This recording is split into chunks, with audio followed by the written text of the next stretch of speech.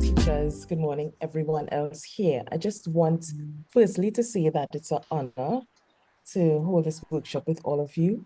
We are going to be interactive. So I'll just let you know that I would like to hear voices because there would be parts of this you'll actually be getting a little crash course in a few things in and around public relations and marketing, which is exciting stuff. But I just want you all to understand that what you see on the outside is actually a lot of work in the back end.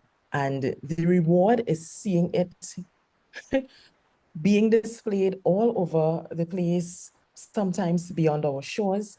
And once you really love doing it, and you'd find that there are things inside of it that may be applicable to some of your skill sets, and some of your skill sets you may have to refine. That's where higher education comes in, courses, certifications, and so on, right? So let me begin sharing my screen and share sound so that, because we have a few videos to look at as well.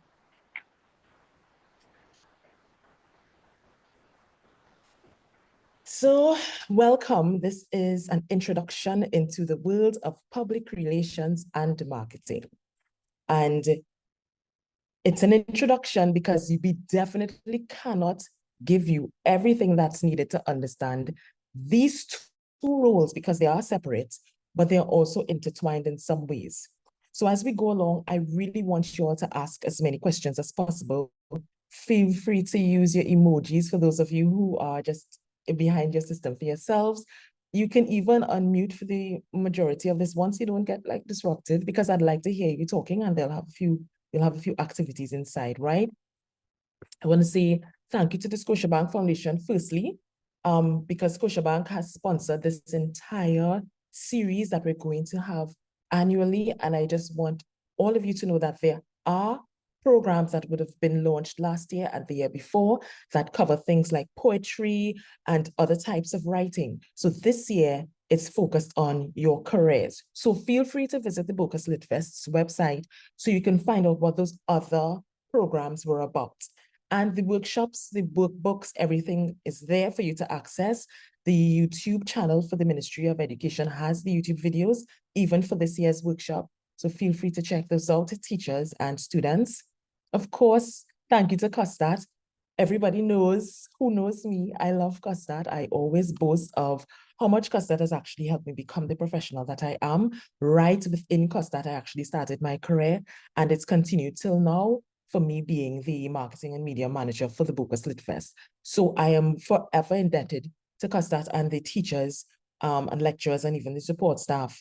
And this is not me trying to big up COSTAATT because, you know, COSTAATT is here. This is literally me being very straightforward about how much COSTAATT has helped me grow as an individual with the support system and with the courses that I've been able to access through this institution. And of course, to the Bocas Lit Fest, here I have the NGC Bocas Lit Fest because NGC sponsors the Youth Fest that will happen next week, and sponsors the annual festival. So I just want you all to get familiar with the brand for those of you who know about it, and for those of you who don't, this is what we look like. Wherever you see us, just know that we are the largest literary NGO in the Anglophone Caribbean that hosts the largest literary festival in the Anglophone Caribbean.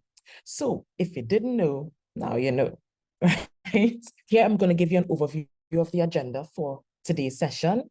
Session 1 is understanding public relations and the components that comprise public relations. Session 2 is understanding marketing and the key elements within marketing. This is an overview, by the way, so you're not going to get an in-depth thing about any of this. That's what COSTAATT is for. I am just giving you a workshop for you to get a feel of what these career paths can entail. 3, we're going to talk a little bit about branding, because you can't really talk about PR and marketing without understanding the brands that require PR and marketing, even if those brands are you and your name, okay? So just giving you all a little small crash course into branding, which will have activities, by the way. And our 4th session will be social media campaigns. And if I know anything about you all young people with the LOLs and the IKR and all of these things, you all have an idea of how social media goes. You take better selfies than me. You take better reels than I do, I'm very sure. And so I'm very sure this part of the session, you can definitely dig into. And we're just going to use one example for you to understand how a campaign works rather than just social media management, okay? So let's get to it. Understanding public relations and marketing. This is the workshop. So I'm going to give you a little trivia first, because I just want to know how much you all know about PR on the whole, right? So this is where you can unmute your mics, and teachers, you can have your students answer. You all could use the hand up if you want, or you could just unmute and answer, okay? So we're starting with this one off the bat, obviously. What does PR stand for? These are your answers, A, B, C, and D. What does public relations / PR stand for? Anyone? So you're going to put it in the chat. You know, I share and you're going to put it in the chat. B, okay, we got B from Jessica. Anyone else has an answer? I'll take about 3. B, huh? Way, boy. Well, they didn't even like give me a chance to say somebody wrong self. You all are correct. Public relations stands. Yeah, stands for public relations. You know, I kind of said it all, didn't I? I kind of gave it away. Next, who are professionals hired to influence and create a positive image for individuals, companies, or organizations? Is it A, publicists, B, promoters, C, project managers, or D, public personalities? What's the answer?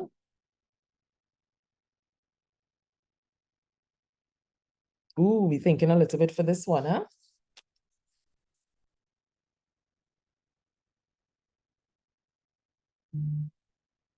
B, we have D, B, D, B, D. Well, you will be surprised to know that they are actually publicists. So promoters are more, I mean, it will stick out because those are people who do the things with the events and the MC and big up thing one time, boop, boop. And project managers, of course, they manage projects inside of organizations from beginning to end. Public personalities are sometimes the people you engage to actually help you spread the reach of your campaign. So it's really publicists. So gotcha. Next we have, oh my God, you mean to tell me? So we're going on to the next slide. It's gonna take me through the whole thing again. Public relations trivia. In PR, public relations, what is a press release? Is it A, an invitation for journalists to network? B, a formal letter to a media personality? C, a written statement sent out to media outlets to announce news or events? Or D, a press conference on TV? Let's see what your answers are. All right, we've got C, C, C. Okay, wow, well, you all know what that is. Congratulations. Good. And the last question for this part of our segment, what is the main goal of crisis management in public relations? Because you all know we do have some crises happening in the public sphere, and you know what all they like to call it, bacchanal. That's what all they like to hear. So is it A, controlling controversies, B, managing and mitigating damage during a crisis, C, ignoring the situation, and D, diverting from failures? Let's see what you all have for this. All right, we've got B, B, B. All right, A, controlling controversies, B. Okay, great. So you know what? What I understand from everyone in this class so far is that at least you'll have a general understanding of some of the things in public relations. And I'm very proud of you for that, because it means that without being an actual professional, you have an idea. So that's a good foundation to start from. So clap yourselves or whatever, because you've done well this morning. So let's give you just an overview of a little definition of public relations, right? It's the strategic communication process that organizations, companies, and individuals used to build mutually beneficial relationships with the public, because that's why it's public relations. PR professionals aim to understand and interpret public opinions, which isn't always very cut and dry because there are many opportunities for people to express perspectives, some of which you may know, some of which you may not agree with, and some of which you may not have known at all, and may have to go and do some research or learn from in the public sphere. So they analyze the attitudes, the issues that are happening around them, and then they manage and enhance the reputation of the organization or company or individual. So it really is multifaceted. There are lots of things inside of PR, and we've named some of them before.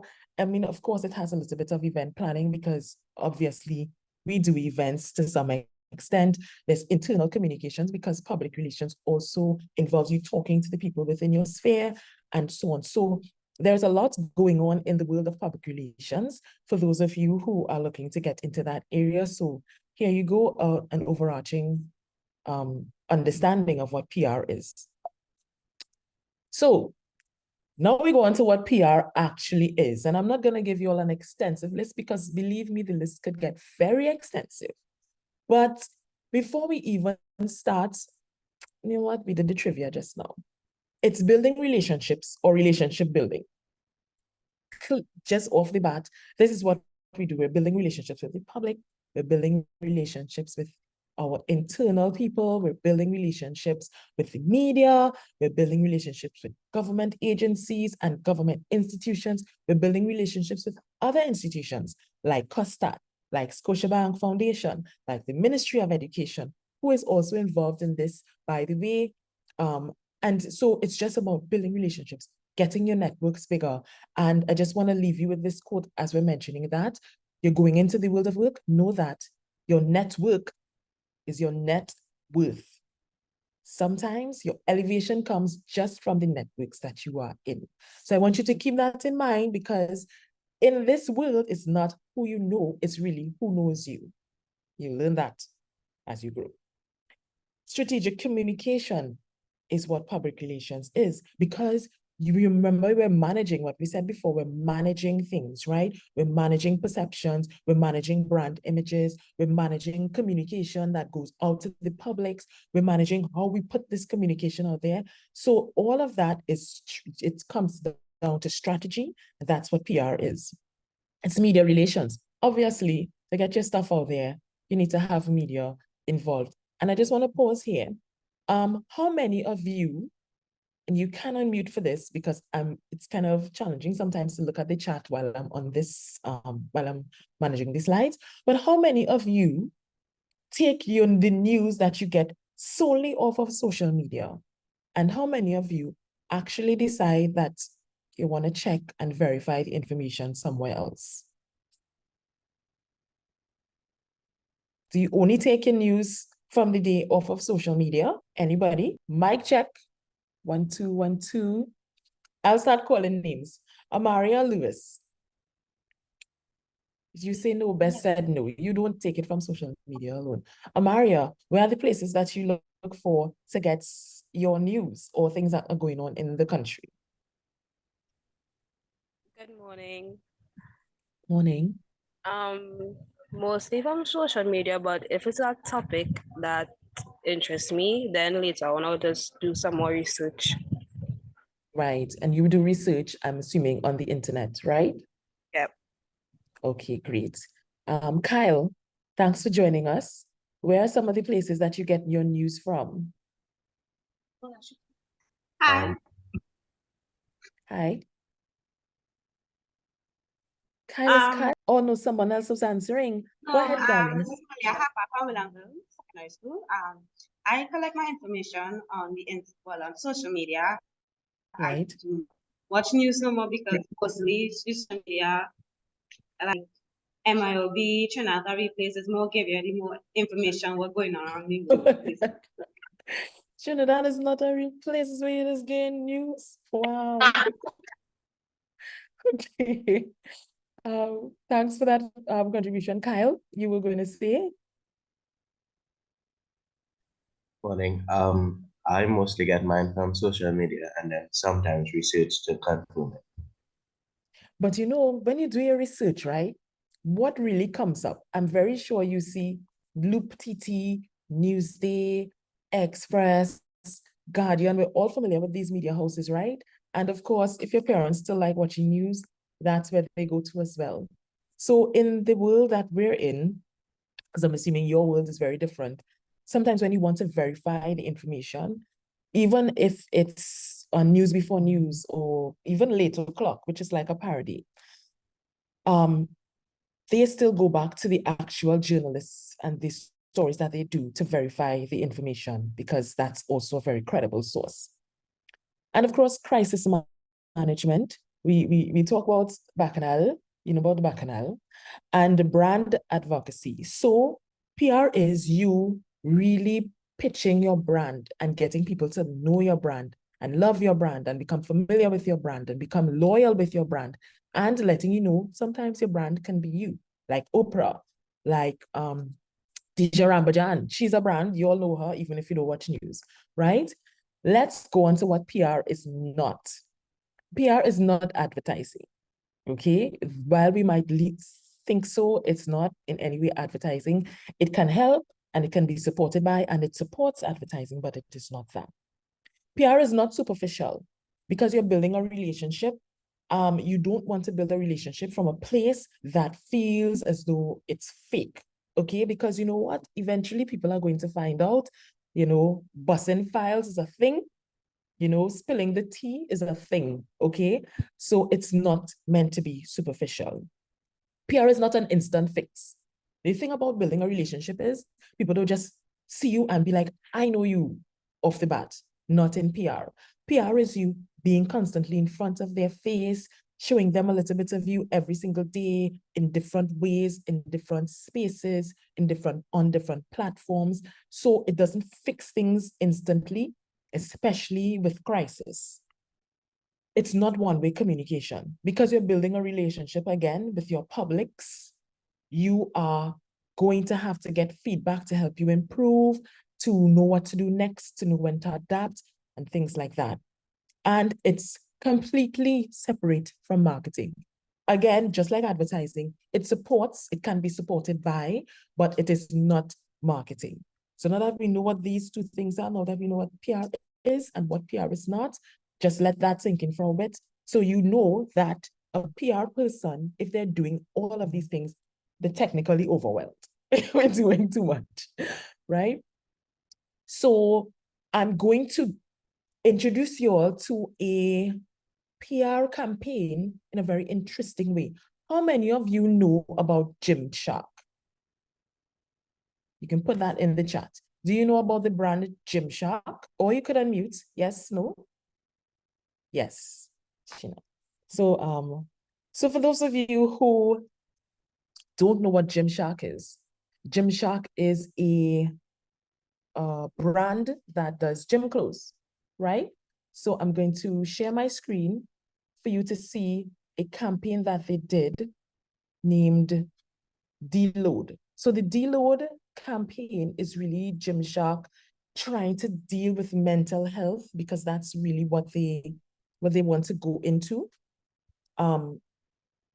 And let me see, we're harder to spot than others. So Gymshark went on to focus on mental health. And in doing so, they developed some very interesting campaigns that I want to introduce to you, so that you understand how beautiful PR can be when you sit down and you decide to do something with it. So this is one of the videos that they did. Let me know if you're hearing. It might not look put that like in much, the chat. but Let me pause.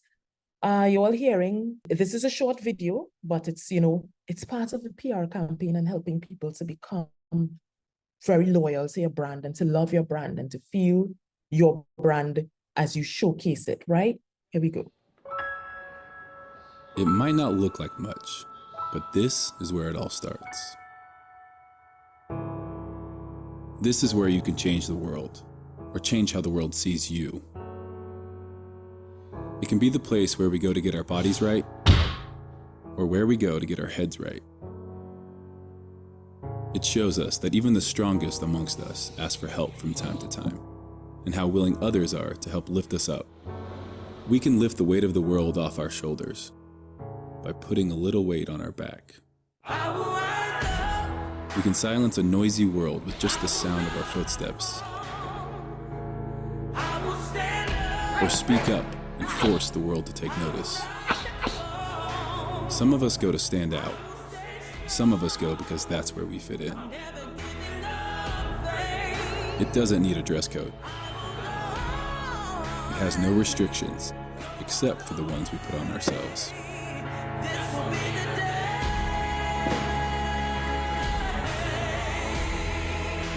It's for everyone, everywhere, every day.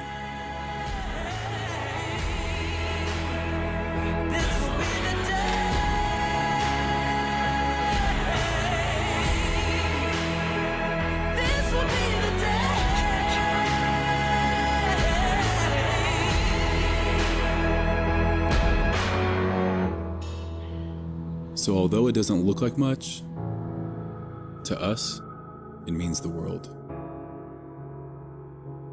This will be the day.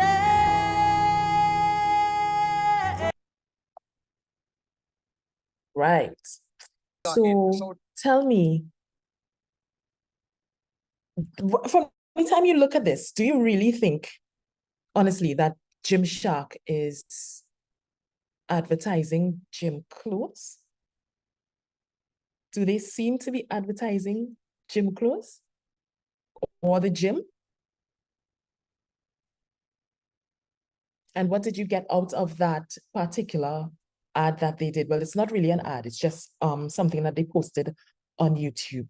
I want to invite you to unmute your mic and tell me what you felt looking at that video. Sarah Collins. Hi, we have Williamsville Secondary. Who wants to Hi. answer? Kavon is going to answer. Sure. Hello, miss. To me, Hi. that video look like a motivation. It doesn't look like advertising a brand name clothes. Right. Right. And why did you think so when you look at a gym brand doing that, do you think that you're inclined in some way to want to know more about the brand? Would you go and look up Gymshark? No, miss. You wouldn't go and look up Gymshark? Way. Real failure thing with you, yes. So here's the thing.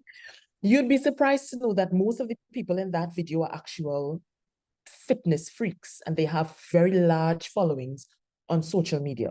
In particular, the lady with the hijab. And I saw under that very video, she posted a comment that said she was so honored to be a part of something like this because inclusivity matters a lot to her. And she was happy to know that they still invited her, even though she was fully closed. So you know what? Just by her being there, a lot of females in the Muslim community would be inclined to look at that brand. So it might not appeal to you because you might be Nike, Puma, Under Armour, but Gymshark is a brand that focuses on mental health. And they have this campaign named Deload, focused on people who were suffering with mental health challenges, people who suffered with depression, who have neurodivergent issues such as ADHD.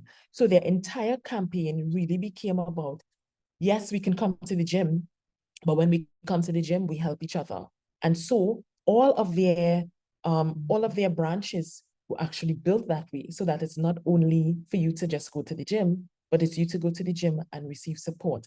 And their tagline for this campaign was, some weights are harder to spot than others.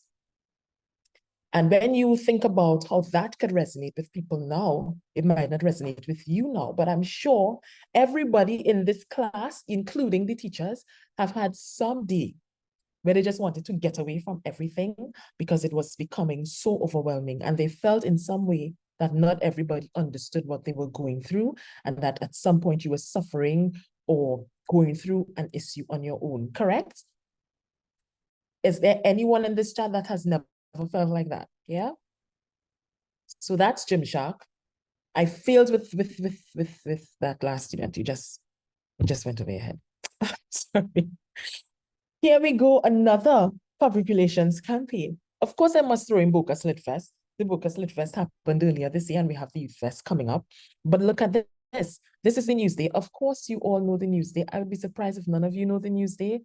And if you don't know the Newsday, don't say that you don't know the Newsday, because that's not cool. Okay.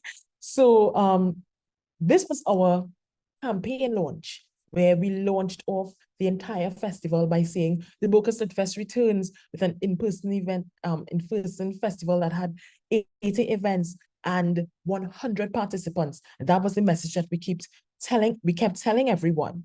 And here are some of the key players that happened in the festival. And this story went across several media houses. Here we have us again in the Guardian newspaper. You all should know the Guardian. If not, wow.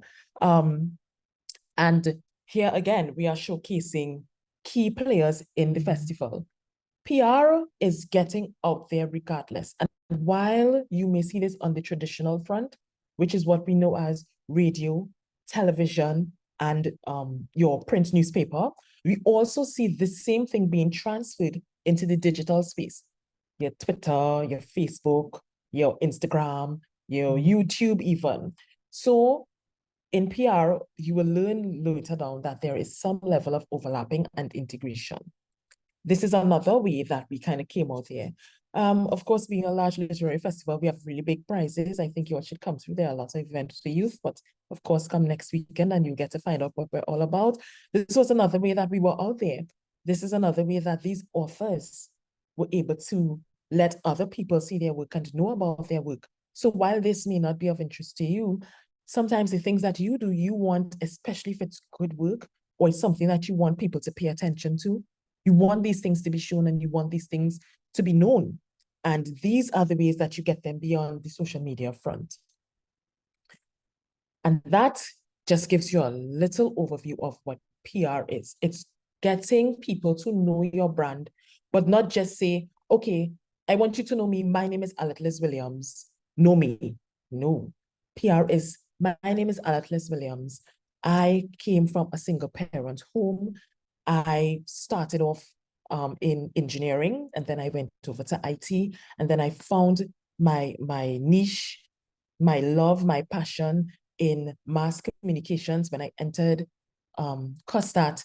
And from there, I was able to learn about photojournalism, speech writing, copywriting, building websites, social media management, and all of these things came together to make me who I am as a person who is well able to help you understand what PR is, help you build your campaign, help you get on TV, help you get into the newspaper without doing much expenditure in terms of money. I can help people get to know you. And then sit and you say, oh, really? Well, here now, I have this dance show that's coming up. Can you help me? And that's what happens. So it's really just getting people to get to know the thing a bit more so that they become interested, and that raises a desire for them to engage and want to continue with that brand or buy from that person or experience that service or be a part of that system. Marketing. This is the thing most of you think you know and think PR is, but marketing is a whole other beast by itself, right? But before we go on to marketing, I want you all to ask any question in between.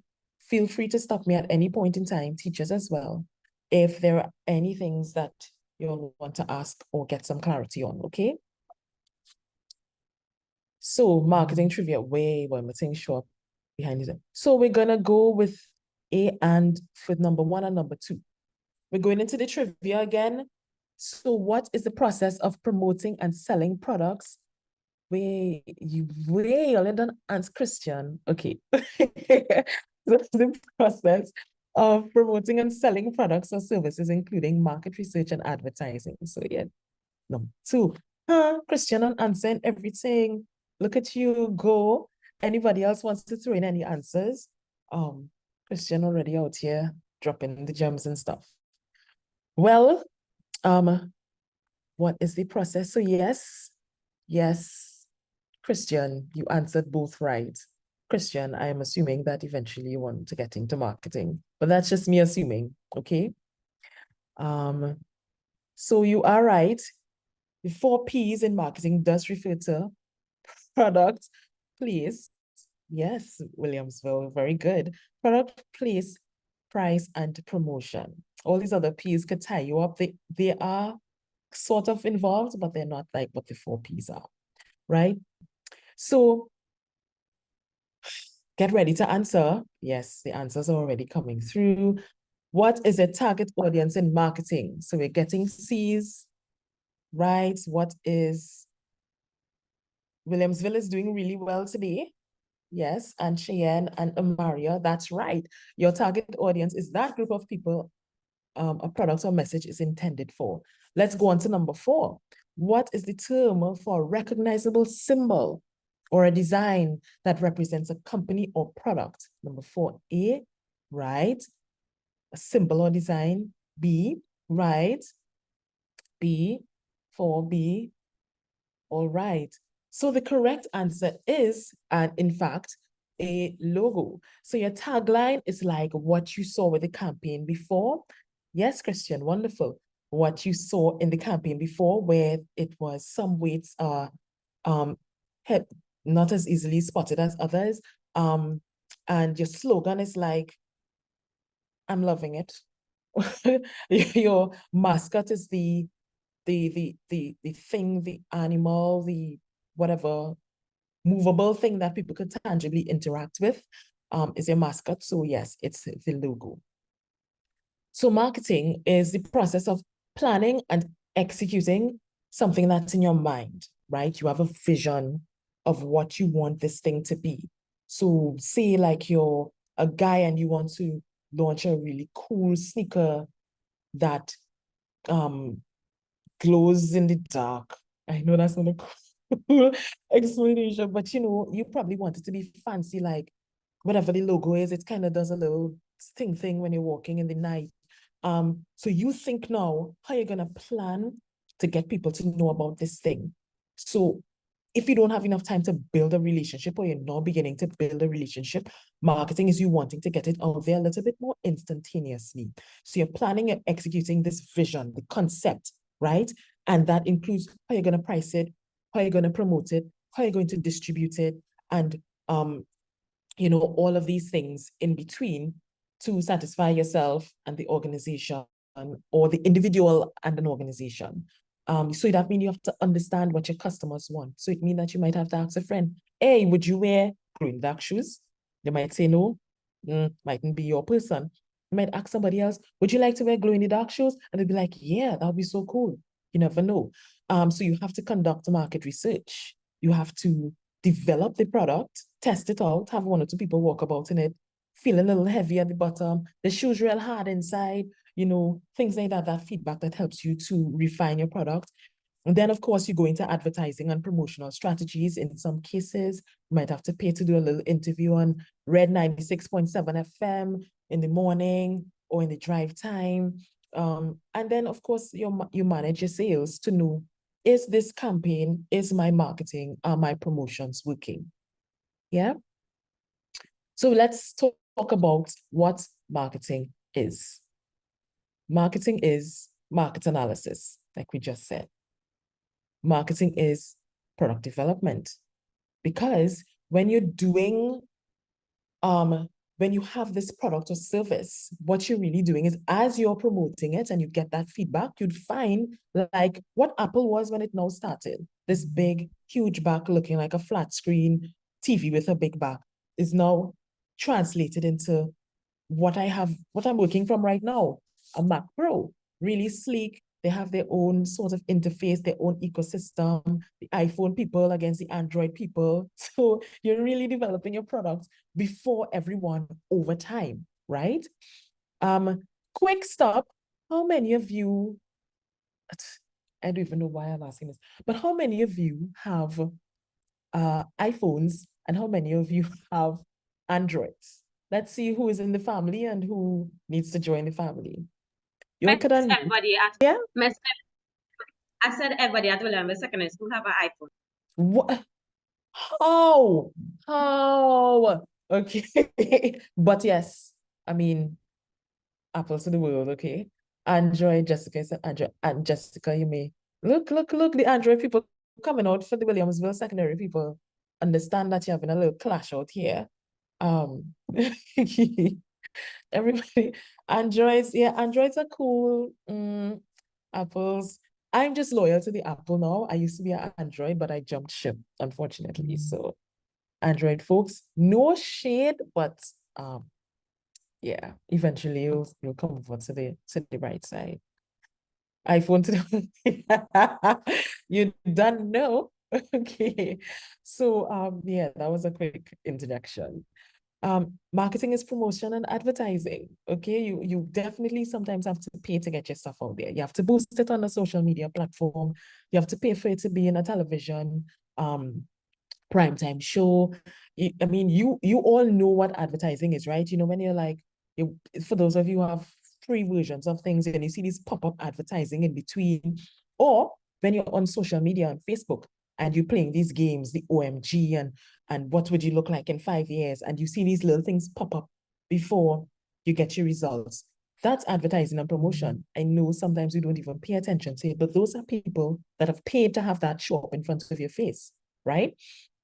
And of course, marketing is sales strategy, because in order for you to know, to get your stuff sold, you have to develop something that gets people to know what it is in order to be able to get it sold, right? So it may mean using certified Samsung to talk about something, or paying some of your friends to call around people and ask them, you know, would you be interested in buying this? Or, you know, sending out a WhatsApp message, or paying someone to do a email blast to a mailing list.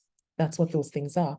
And of course, it's brand management, because as it gets out there, you have to make sure that the message that you're sending to the people who are interacting with your product, service, or system knows what it is, right? Because what's the purpose of marketing something?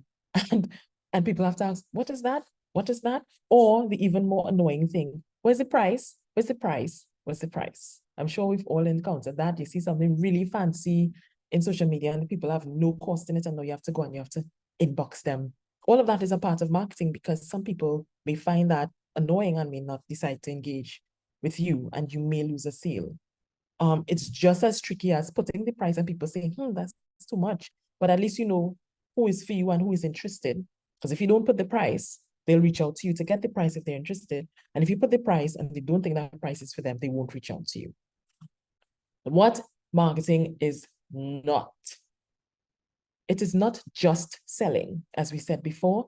It's all of those components before that bring people to want to buy or to want to use your service.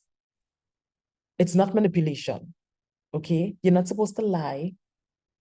Though some people do, we're not going to get away from the fact that there is a lot of corruption in the world, and sometimes people use tactics to get you to buy things, and there are scammers and people who do fraud. But if you are the professional that you are, or intend to be a marketing professional, know that it's not manipulation.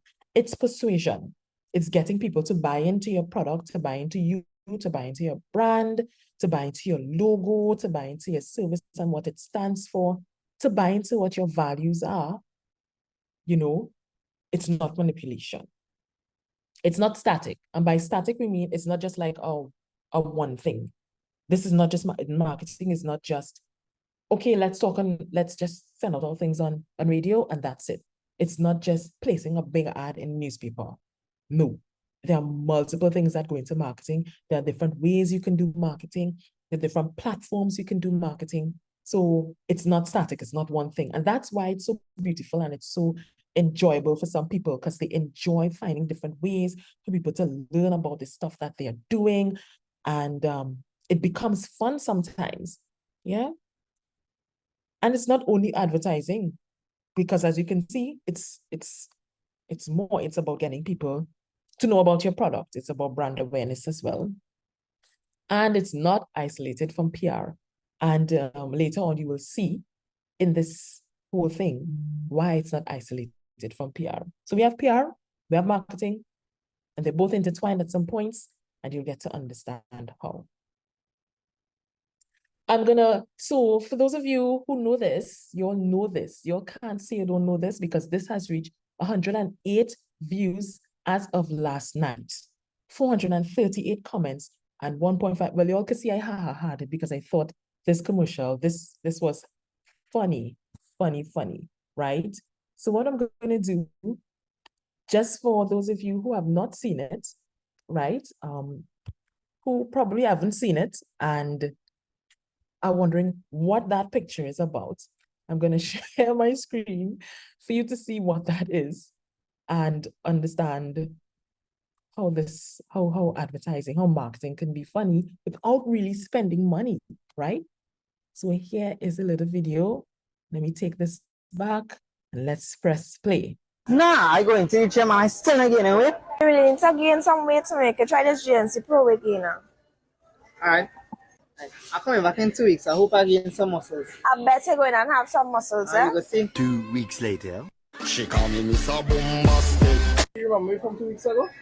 Wait, I didn't know that looked so good.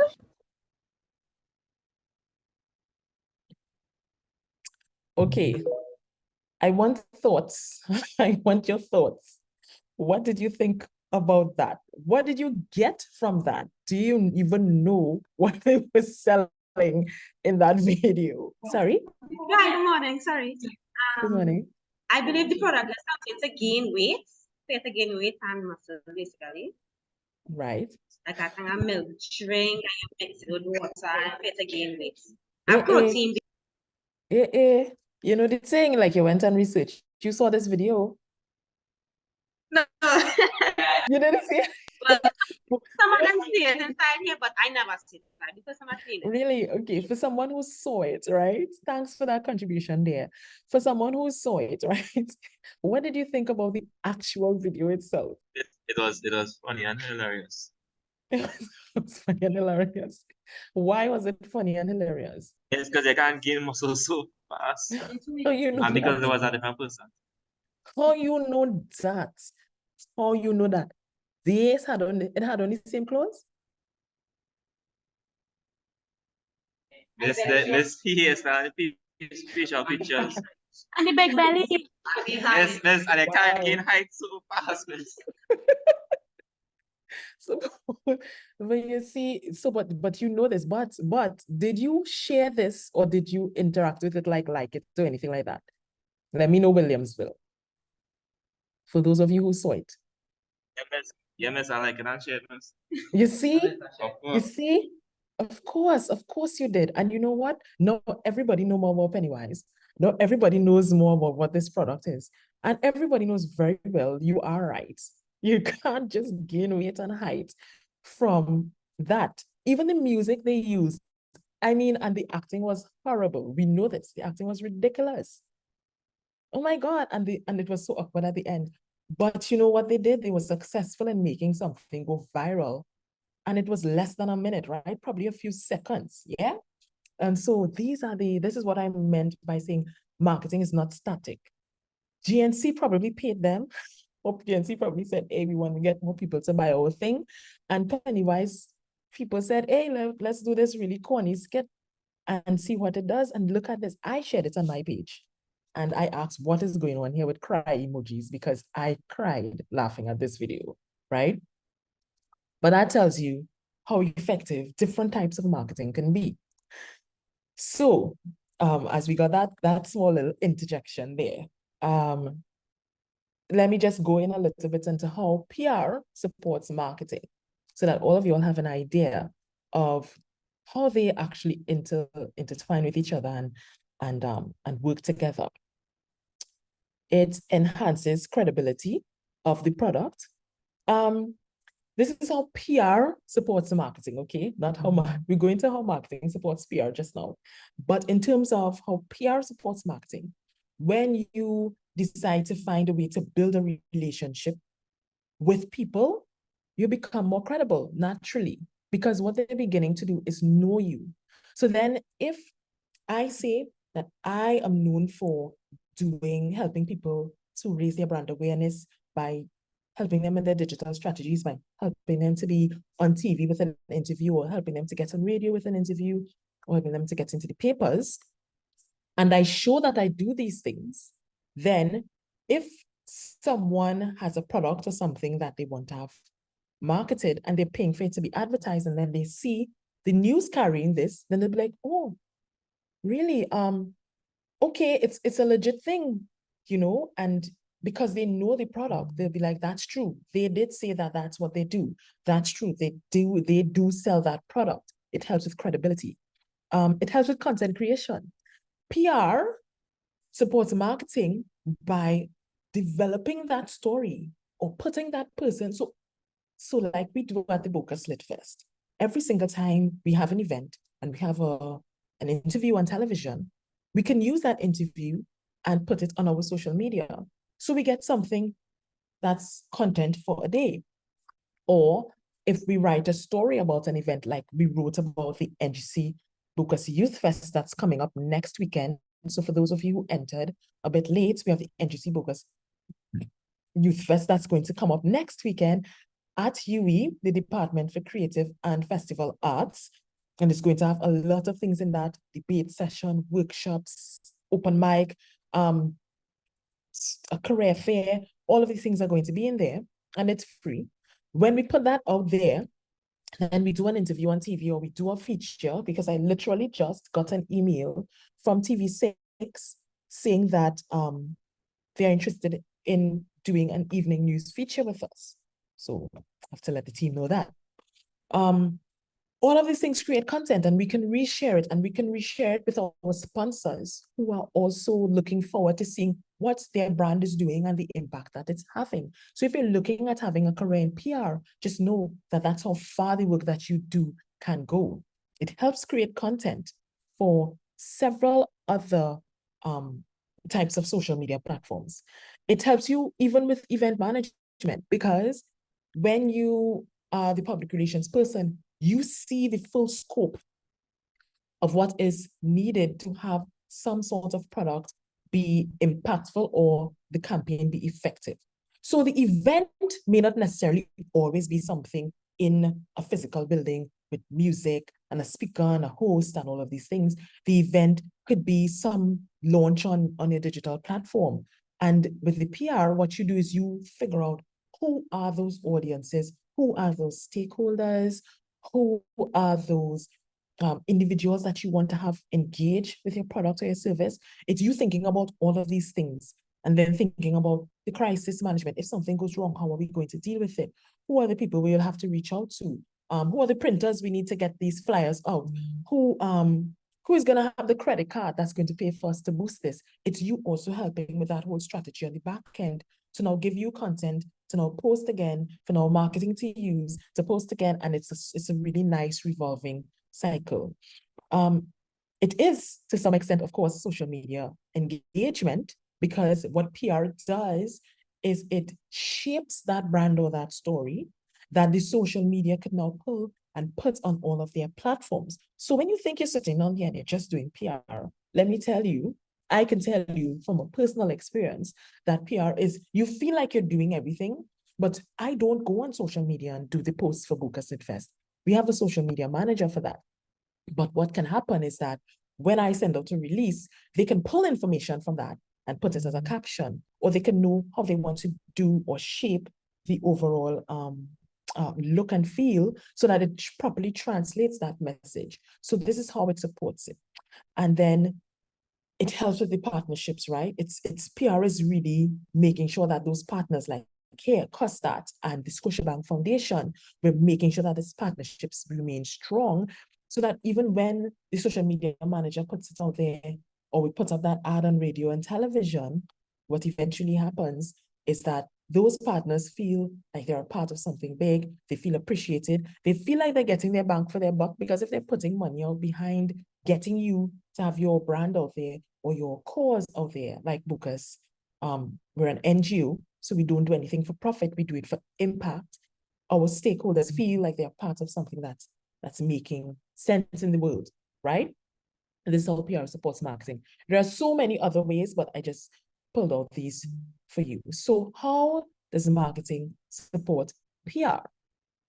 So marketing helps with the targeting, okay? So you say this is our brand, this is the people that we want to reach out to. So marketing goes into the market itself and they say, okay, for this particular product, it's going to be PR can also support marketing, man. Yes, that is very true, Anil. That's one of the other ways. You are right. Because once we maintain a good relationship with the media, it means that they would want to continue to share our stories and people will continue to learn more about us because it's building a relationship, you know, like any other relationship, you know, you see somebody, you become a friend with them first, then it might become more, and you get to know them, then eventually you get married. You never know, you never know. Sometimes you break up, you never know. But that's a digression. Yeah. Targeting promotion, like we said, they go in and they say, okay, you might think this is your audience, but when I go in and I look at the social media metrics, I am beginning to see that more young men between the age of 15 to 25 like your content. So maybe we need to tweak this a little bit more because you're not reaching the people that you want to reach, or maybe we're reaching the right people, so let's ramp up efforts. It's a feedback loop. Marketing is where you get people to interact with your content, right? So like in that social media there, now Pennywise and GNC know that people are interested in that sort of corny way of marketing, but they also now know about the product and more eyes are on it. So it's a way of getting feedback, you know? It's market research because as you get that information now, you start to think, is this really doing what I wanted to do? Are my sales actually going up? Or are people just coming to Pennywise to see who were these 3 people involved in this thing and ask them, why did you all do that video, right? Or are people now coming into Pennywise more because they know that this product is now available in Pennywise? All of that is you going into the information and doing your research and getting that information that now supports PR so that I could write. At the end of the Scotiabank Right Away project, we had 300 and something students involved, and they all said that they learned something new and they're looking to go into PR or marketing or copywriting or journalism. And now media houses can look forward to seeing more of these people there, or advertising agencies can now see more young people wanting to get involved in advertising. Yeah. It's brand positioning, because now we know maybe it may not have been their intention, GNC, but we know that possibly GNC can help you gain weight and gain height, okay, or not, right? And gives you insight into how your product, system, or service is. Because you know what? If something doesn't work, like when I shared that GNC advertisement on my platform, I had friends saying, I'm going to buy that, and if I don't get taller, it could be me and them.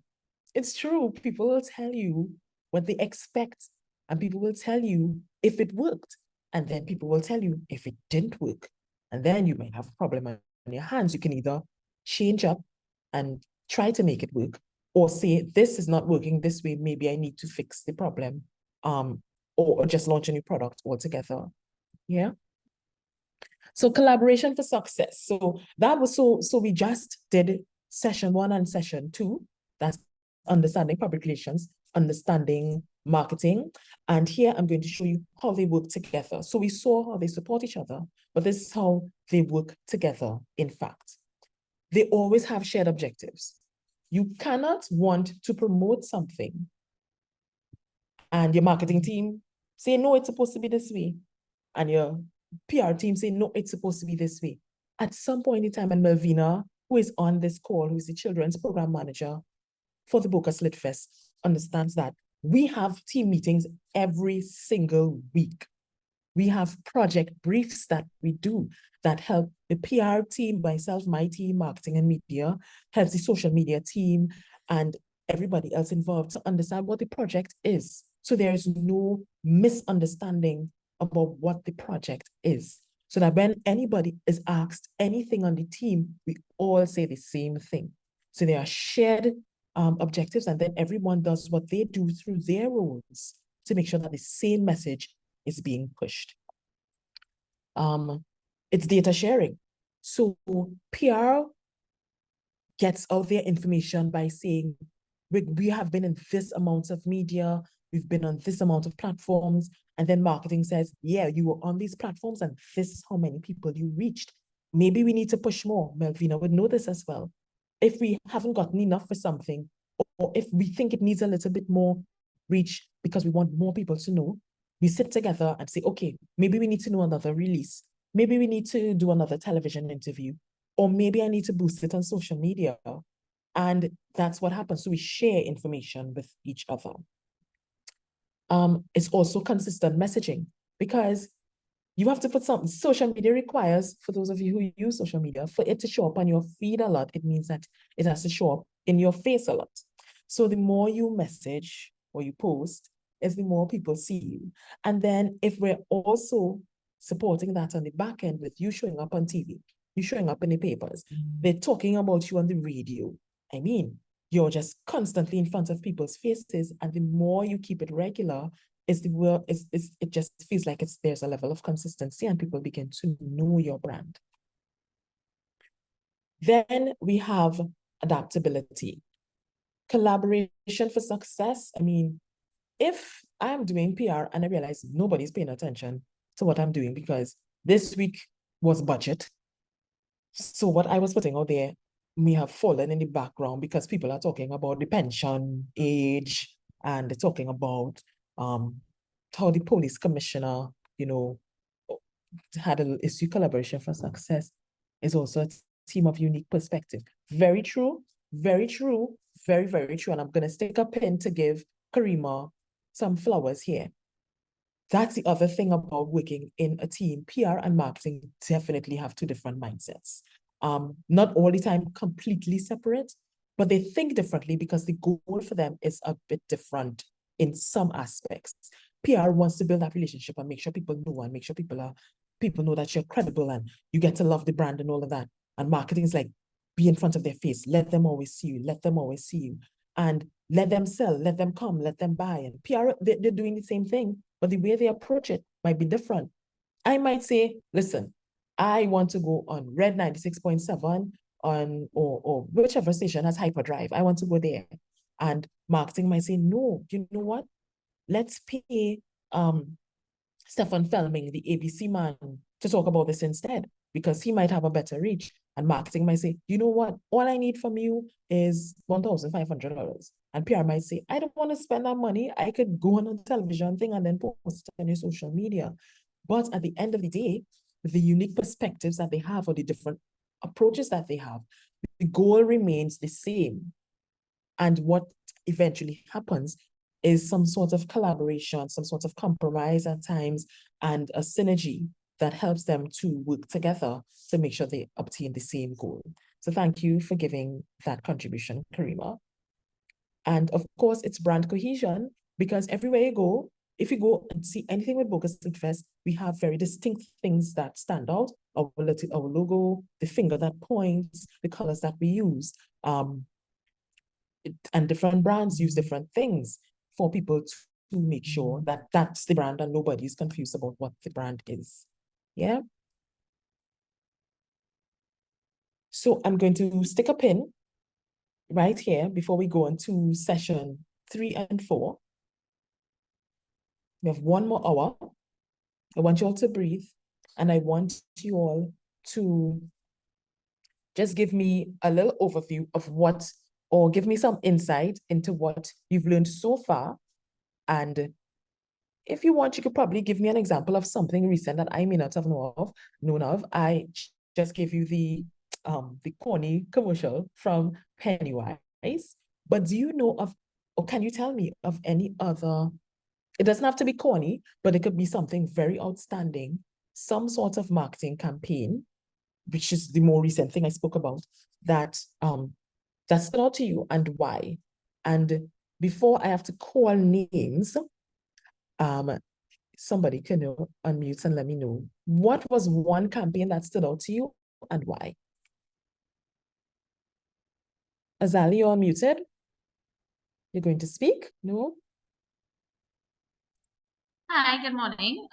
Good morning. You were calling, you were calling, right? Yes. So go ahead.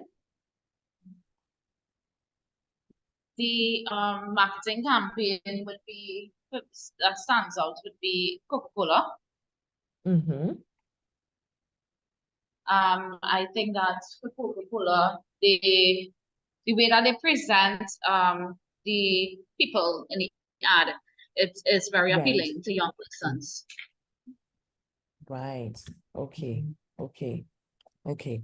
And that stands out to you. And so now you drink a lot of Coca-Cola. Actually, I don't. Well, y'all are just surprised. Y'all are throwing me for the loop. But at least the campaign stands out to you, right? And so, you know, if you're thinking dark, fizzy soft drink, you'll think Coca-Cola before you think Pepsi, correct? Yes, correct. Yes. Yes, yes. Thank you very much for that. We're going to go into branding because I have a little exercise that I'd want you all to do eventually. And in the exercise, you will, so we'll be looking for you to give some feedback. I want you all to get ready to do a little small presentation, even if it's just speaking it through. And that's necessary for branding because we've been talking about how we're getting the message out there. We're talking about how we're going to make people want to engage with the product, how we want people to get loyal to the product. Or like Coca-Cola, we mightn't take the product, but we know the product, right? So let's go into a little bit about what branding itself is. And it's the process of creating or establishing a brand. Duh. But that includes all of these other very intricate elements: the name of the brand, the logo, the symbol, the design of it, the colors that you use, the messaging of the tone, the feature that identifies the seller or the service that's different from everybody else. Because females on this thing, we all know there are a million brands for makeup, right? Somebody might say Maybelline is good for them. Somebody might say Black Opal. Somebody might say Revlon. Someone might say Sasha, and their reasons might be different. They may choose Sasha because it's local, or they like the Buttercup, which I use. So it gets rid of the shine. Or we might use the Maybelline Color Stay, which I use because it stays on longer. Not that I'm advertising, but I'm saying why I would use something over something else. And that's what branding does. You say exactly what you do and how you are different from others. It is important to note as young professionals that you should consider more than likely not saying that you're the best at something, but just telling people how you're different in that same space about that thing. That's better. That's what people connect with more. Because if you're saying you're better, trust me, there are a lot of things that people can see that you do, and they'll do it even better than you. And then you find yourself wanting to catch up, right? Effective branding aims to create a unique and memorable identity, aka Apple, aka Coca-Cola, and that will stay in the minds of consumers. It will help them to recognize you very quickly, trust your brand because they know exactly what you're about, and become loyal to your brand if they say this is the brand they want. I remember being very loyal to Puma when I was younger because I was a very tall, younger person and my feet were big to me, okay? And Puma had these really cool shoes that made my feet look smaller. So nobody can tell me anything about Adidas and Nike. To me, they made my feet look bulky. Puma made my feet look sleek and cute. So that's why I was really loyal to the Puma brand. Anybody else has a brand that they're loyal to? Excuse me. So, Yes. like students have their brand of the school and things like us Williamson Right. Secondary is WSS. Right. The logo. That's right. So, I mean, and I know the Wville people. I am originally from South, Princestown to be exact. And I used to be a part of the secondary school dance festival. And we knew Williamsville Secondary to be the school that was going to take the first prize in dance. It was a given. At that time, there was a gentleman named Kieran Sargent that used to have the dancers, and these dancers were out there, flexible, agile. They would dance. So Williamsville was like, okay, when we see Williamsville come in and they're coming in proud with a little logo and the back with the, and they're screaming and we knew it when that bus touched down. Williamsville had a brand. Huh? Hello. Yes. We are still number one in dancing. Oh, sorry, ma'am. Sorry. Sorry. Well, look at that. You're keeping the legacy going because that's how I knew you all. So you see, you all have a brand inside of a space. You niche dance, Williamsville dancers. We know, talk done. You're coming to take the crown. Yeah, it's good to know that you're still keeping up that legacy. So others in here, we know, and like COSTAATT has a brand. COSTAATT, especially the Ken Gordon school that I went to, has a brand of developing professionals. This school, we would know people like most of the people who produce your morning television shows, people who are on radio. We're talking about Kamal Georges, Ria Rambali, Ryan Bechu, all of these really big names, myself, went through COSTAATT. So what happens is when we want something done, we just call on each other. I'll be like, Nikisha, can I get a program thing? And she's like, yeah, anything for my alum. That's what happens. It has a brand for that. Thank you very much for that contribution. And it's good to know that Williamsville is still out there. So I'm going to do a little bit of branding brain teasers for you all. Okay. What do you call a specific identifiable product or service? A, B, C, D. I mean, if you all don't get this, you want licks, eh?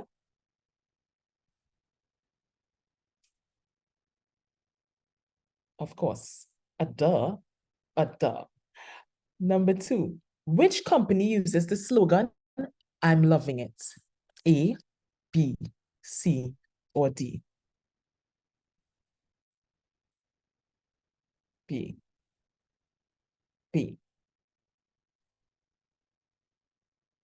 Somebody want to sing that for me?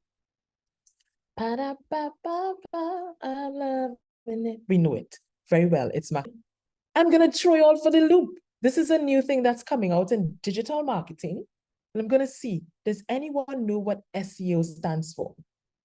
Search engine optimization, super exciting offers, social engagement opportunities, or sublime entertainment options. Let me see who will get it. What does SEO stand for? It's new for some of you, but you never know. A. Wait, wow, okay. I thought wrong. Yes, you are correct. It is search engine optimization. How do you know about that? Who answered? Let me pull a name, or you can answer for yourself. Jessica, how do you know it's search engine optimization? Or where did you come into contact with that too?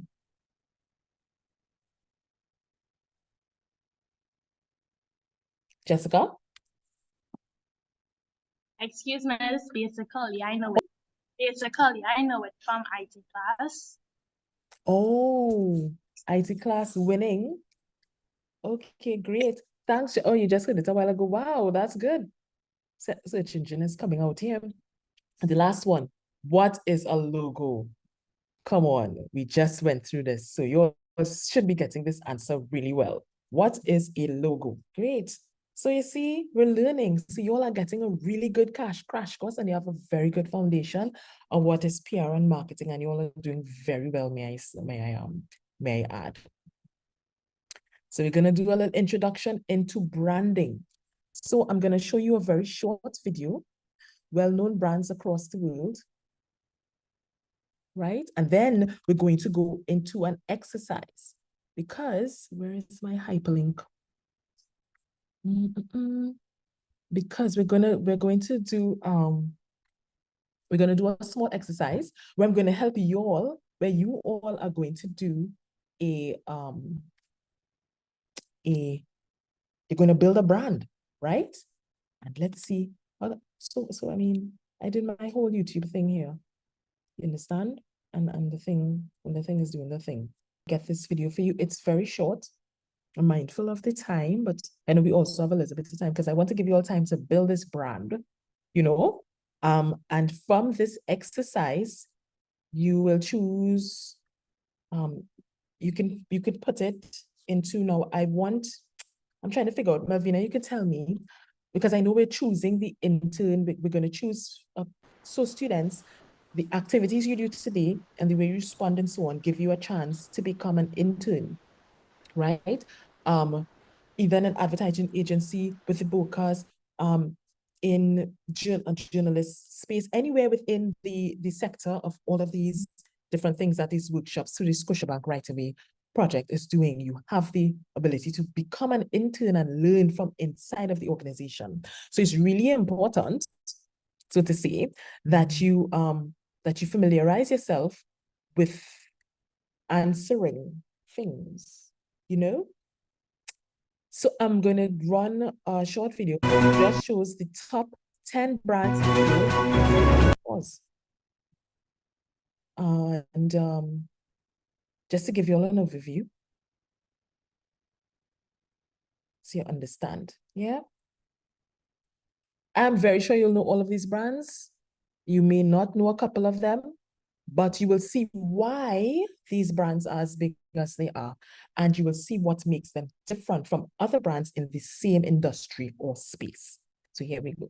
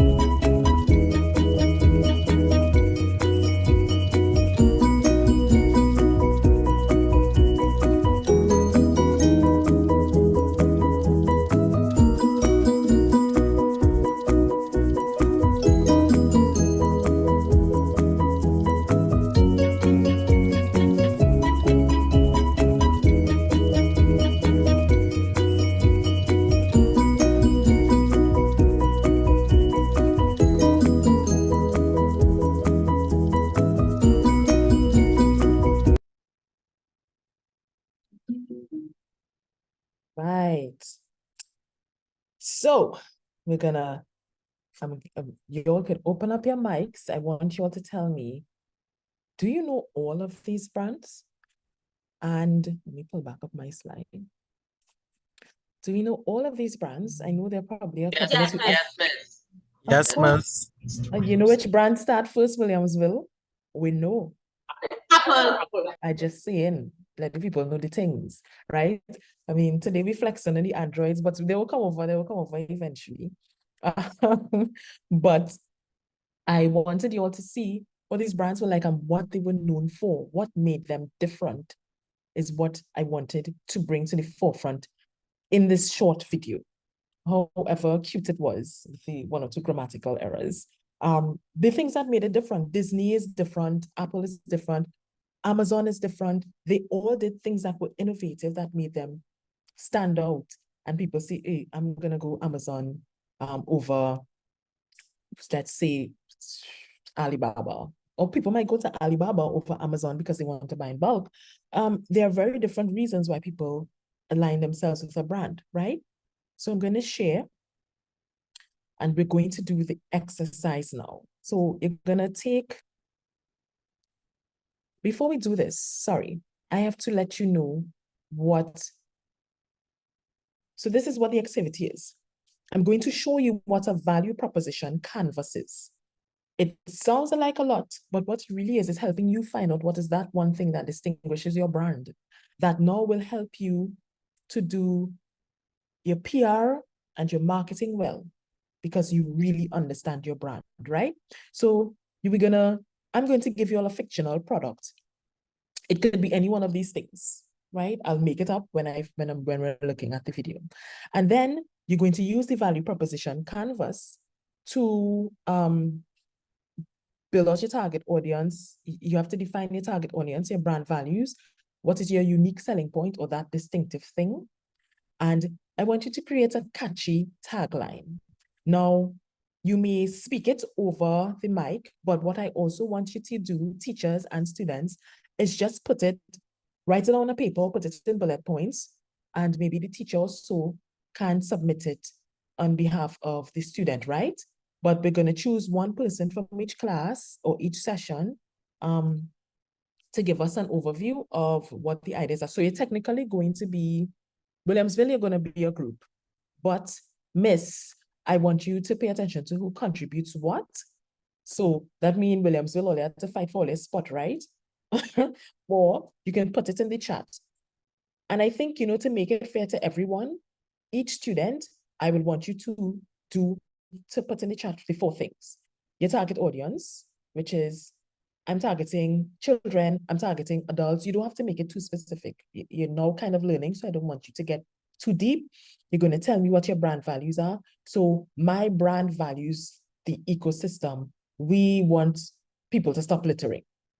Your unique selling point. Okay, my brand is going to do this, and this is different from that or these others.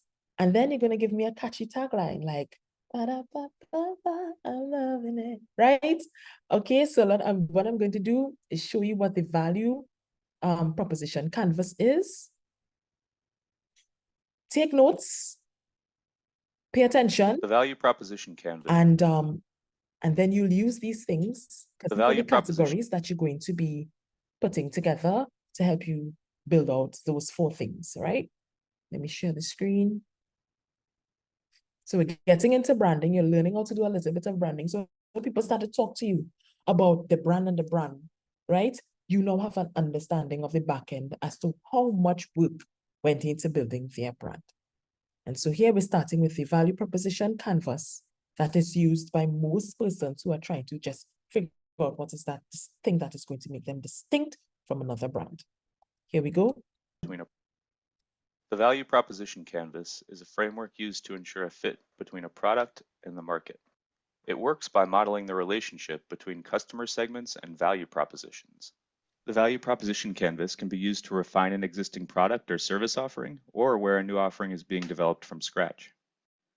The value proposition canvas is formed around 2 building blocks: customer profile and a company's value proposition, each divided into 3 parts. The customer profile circle on the right-hand side should be completed first by defining customer jobs, which are the functional, social, and emotional tasks customers are trying to perform, problems they are trying to solve, and needs they wish to satisfy. Gains, which are the benefits the customer expects and needs, i.e., things that would delight the customer and increase the likelihood of adopting a value proposition. And pains, which are the negative experiences, emotions, and risks that the customer experiences in the process of getting the job done. A customer profile should be created for each customer segment, as each segment has distinct jobs to be done, pains, and gains. The value proposition square is completed next by defining the products and services which will create gain and relieve pain, and which underpin the creation of value for the customer. Gain creators, which is a description of how the product or service creates customer gains and how it offers added value to the customer. And pain relievers, which is a description of how the product or service alleviates customer pains. After listing gain creators, pain relievers, and products and services, Each point identified can be ranked from nice to have to essential in terms of value to the customer. A fit between product and market is achieved when the products and services offered as part of the value proposition address the most significant pains and gains from the customer profile. Identifying the value proposition on paper is only the first stage, however. It is then necessary to validate what is important to customers and get their feedback on the value proposition. Further market research and insights can then be used to go back and continually refine the proposition.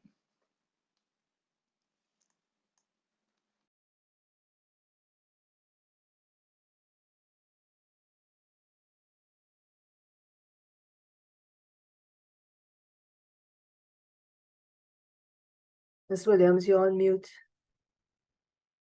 So well fancy talking away. Hi, thank you very much.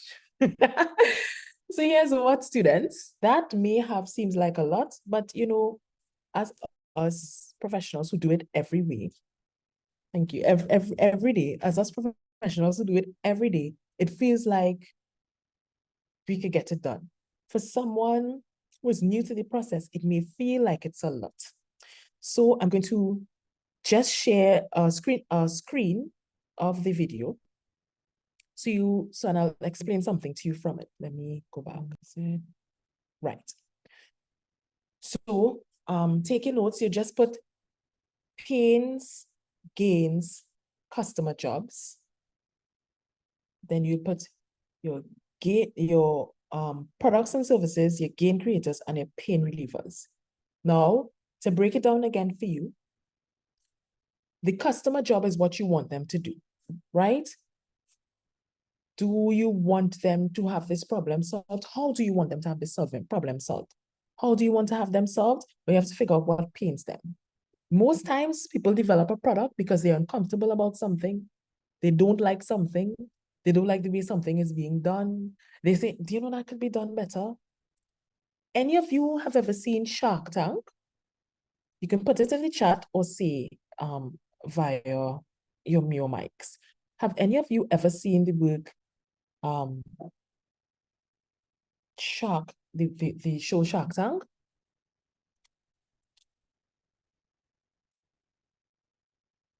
No? I would advise you to go and look for that show. I should probably find an episode. Yes, of course. We're still out here. It's a very nice show. It's where people who have products go to pitch before investors who will decide if they want to put money into their business or send them away. I probably should show you an episode of Shark Tank if we have enough time for you to see what comes out at the end. But essentially, most people make products because at some point in time, they were really fed up of something. And then they decided to play around with something. I think just the other day, I would have seen someone show how to make an air conditioning unit from a fan, a styrofoam box, and 2 pieces of hose and ice. I don't know if any of you have seen that. It was all over Facebook. One of my friends shared it, and it seemed that a lot of people went and tried it out because of the heat that was happening the past few weeks. So they made their own AC unit. I saw someone unmuting. Have any of you seen that? No? Okay, great. I thought I saw it. So that's where the pain comes from. Where the gain is really when that pain is relieved, what will that person feel? They will feel like they are cooler. They will feel like they have something that's easily accessible in their house that they don't have to pay plenty money for. They will feel like they would have been doing something creative and innovative. That's what the customer is feeling there. So the job is for them to actually get the ice, get the box, get the hose, use the fan. And that way they're able to have that relief from this pain. So your value proposition now is, okay, I don't want you to do that for yourself. Let me do that for you. So I am going to provide the product, which is you study have to go and buy ice. Your styrofoam box not looking cool. Let me get you a portable cooler. That just, sends breeze on you. Or maybe I want to make a fan that blows cold air. So I'm going to develop this product where the fan pulls in hot air and it blows out cold air. So even when it's hot and you know sometimes you use your fan and it blows hot breeze, you have this fan that automatically just circulates cold air in the air. And we're not talking about an air conditioned unit. And so the relief that you're giving to them is that they don't have to always go and get ice and fill up this box and put back these hoses. They could use their fan for something else and they'll always have cool breeze and it could oscillate. And what they will gain from that is always feeling cooler, having something cost efficient. And then they'll be like, yeah, you know what? I will go to ALW because ALW sells these very cool portable cooler fans, water coolers, and it works well because it fits everywhere. I don't have to buy ice all of the time, and I could move about with it. It's mobile. And there you go. And then you name your porta cooler Shula. I don't know. I don't know. You give it a fancy name. You could choose your name to be a very serious name, or you could choose it to be a quirky name or something like that. And then you put a price on it and you say, I have paid so much money to have this element, to build this, to get the brand, to build the website, to start a social media page, to constantly produce this thing. So in order for me to cover these costs and get a product, this is what I'm going to price it at. And when I reach this amount of sales, this will be my profit because, you know, and all of those things go into it. And then I think, oh my gosh, so how am I going to get people to know about this? We go back into what was the PR and marketing before. So we say, okay, I want us to look credible. So I need to start making relationships with media so that they come to my event where I'm going to launch this thing really big.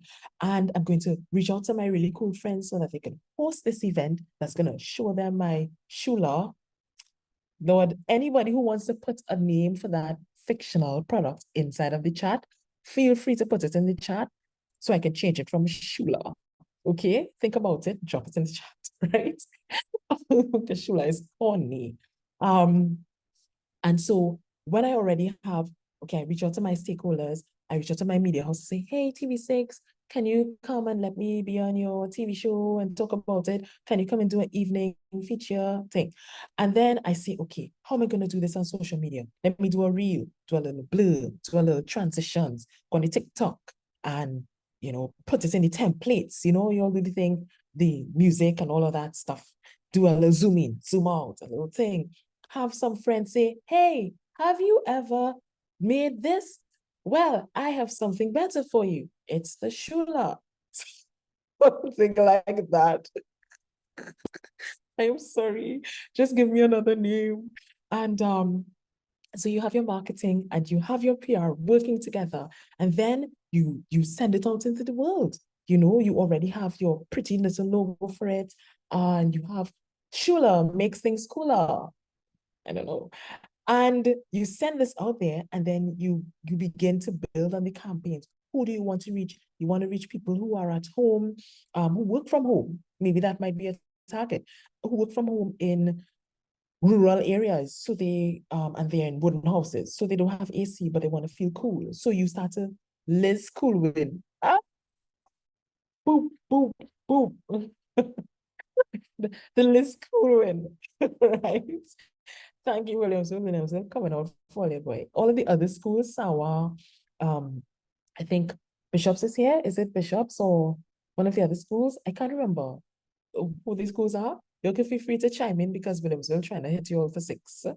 And all of these things come together. You put your campaign out there. You keep doing the messaging. You keep posting once a week, twice a week, 3 times a day, sometimes when you're getting closer. And eventually, the customer who has that pain, who wants to do that, who wants to experience that gain, will do the job of coming to purchase the item from you. And then, boom, you got your first sale. And they're like, oh my God, I'm going to make money. And then you don't make money for a while because you have to cover your costs because you have to keep producing. And all of that is going into sales and whatnot. But what I'm saying is, with consistent PR and the marketing efforts, you will continue to get the salespeople get to know you more. Even if they're not buying your product, someone else might want it and they would recommend it to someone else. So like the young lady who said, you know about the campaign from Coca-Cola and that stood out to you, but you don't drink Coca-Cola, you know what? You still told me about that campaign. So chances are I might go and look up what that campaign is. And I might have friends that say, yeah, that was one of the reasons why I switched back from Pepsi, because I realized Coca-Cola's, their causes are different from them. You know, things like that stand out. So with this in mind, let me stop share the screen. Let me go back to the exercise. So really great suggestion is that the students, you can do it on a Word document, and I can give you a moment to share screen to show what your ideas are, right? For those of you who are individual computers, or even in the class with Miss, you could probably let them do the thing, let them all work on one document, so to say, so like page by page, the name like Amaria, and then you have what she's doing. One page only, students. You don't need to go in depth because you'll be explaining it in, the lines will just cover everything. And then you could just share the screen and scroll up, Miss, for Williamsville. And for the individual students, you can do that as well. So for this, it might take about, I'll give you about 10 minutes to come up with some really quick, catchy things, and then we'll spend about 10 to 15 minutes doing the presentations, right? So let me share it again so that you're familiar with what is expected. So we did the value proposition. So you have to find a fictional product or service. I'm not gonna give, you know what, it could be something that you already know that you decide that you want to add on, something that's unique with you. You could name it whatever you want to name it. Just make sure that it's PG-13. Thank you very much. And then you have to create a brand persona. So what I want you to do with your brand persona is identify these 4 things. Who is your target? I'm targeting parents who just had children, firstborn, or I'm targeting race car drivers who go to car shows in Trinidad. You could target whoever with your product. What are your brand values? Give me at least 2. My brand believes in this. These are our values. We are eco-friendly. We like humor. We like people to laugh. We want people to take PR seriously. That might be a value. You don't have to really define it as stringently as we would as professionals. Then tell me what your unique selling point is. What is the thing that made your brand, like how Liz Coolwin, my unique selling proposition was that it's for people who, my target is for people who live in rural areas in wooden houses. I want them to feel as though they have some element of comfort. So my unique selling point is that my cooler takes hot air and converts it into cold air, and it's portable. And my catchy tagline is, well, now I have to get a new tagline because I was using Shula, right? So I'm going to give you all 10 minutes, 10 minutes. So what could happen is for like the classes, Miss, you can just use one Word document and your students can tell you what they're writing, and you just type it in there. Just those 4 things: target, brand values, selling points, catchy tagline, based on what the pains and gains are. So you have to explain to me why your product is the way it is, what is it helping people to do, and then you do it page by page. We share the screen, we go through them. Everybody gives rounds of applauses and stuff for the great work that you all are about to do, because you're going to build a brand that you can do a PR and marketing campaign from, right? So the time now is 10:51. So at 11:01, we will resume and begin to share and do the presentations, right? Anybody needs any additional clarity? Are we good to go?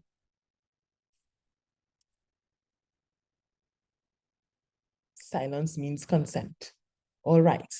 So we're starting at 10:51. We're ending at 11:02 because just now it will be 10:52, right? Miss, we agree. Yeah, I mean, if you want to draw, if you want to think of you want to design a logo, if you can do that on the thing, when it's time to share screen, I'm not sure how you can do it, but what you can do is probably take a picture of it and email it to your teacher. Find a way that you can do that. So you can draw it out on a paper, take a picture of it, send it via email or WhatsApp or whatever to the person who's going to do the presentation and let them put it on the document. If you want to do that, you can do it as well. And yeah, once you can do it in 10, no problem. Try it. Papa. Oh, Papa Jessica. Okay, cool. No problem. Just letting everyone know, if you're not able to do it, no pain or anything like that. It would be nice if you can add that, but we definitely want for sure these 4 things to come out. So build your brands, make sure you have a cool, catchy tagline, make sure you have an awesome name, and let's do a really nice presentation. Okay, so 10:52, here's what, we will resume at 11:15. I'll give you a little extra time. 11:15, yeah? Okay, great. Starting now. You can start. So, I hope that exercise was fun. I know you probably had a million ideas swirling around in your head. And you had to come up with something on the fly, but it's just a workshop. Don't be too hard on yourself. Anything you produce is still progress and it's still good because you were able to produce something in less than half hour, right? So, should I be the one to say who goes first, or are we going to have some brave soul or teacher with the class, hint, hint, Williamsville, who will decide to start this session off with the screen sharing and the explanations? Because remember, at the end of this, students who do well will be chosen to be part of a very good internship process that will put you squarely into the space that you'll eventually end up in if you want to choose this as a career. So, who do we have going first? Okay. Williamsville Secondary School. Duh. Okay, no problem. Let me stop share. Yeah, we're going to share now. Okay. So how we did this one would be that we separated it into 2 teams, boys and girls. So we have the girls first because we have 5 girls and we have 5 boys.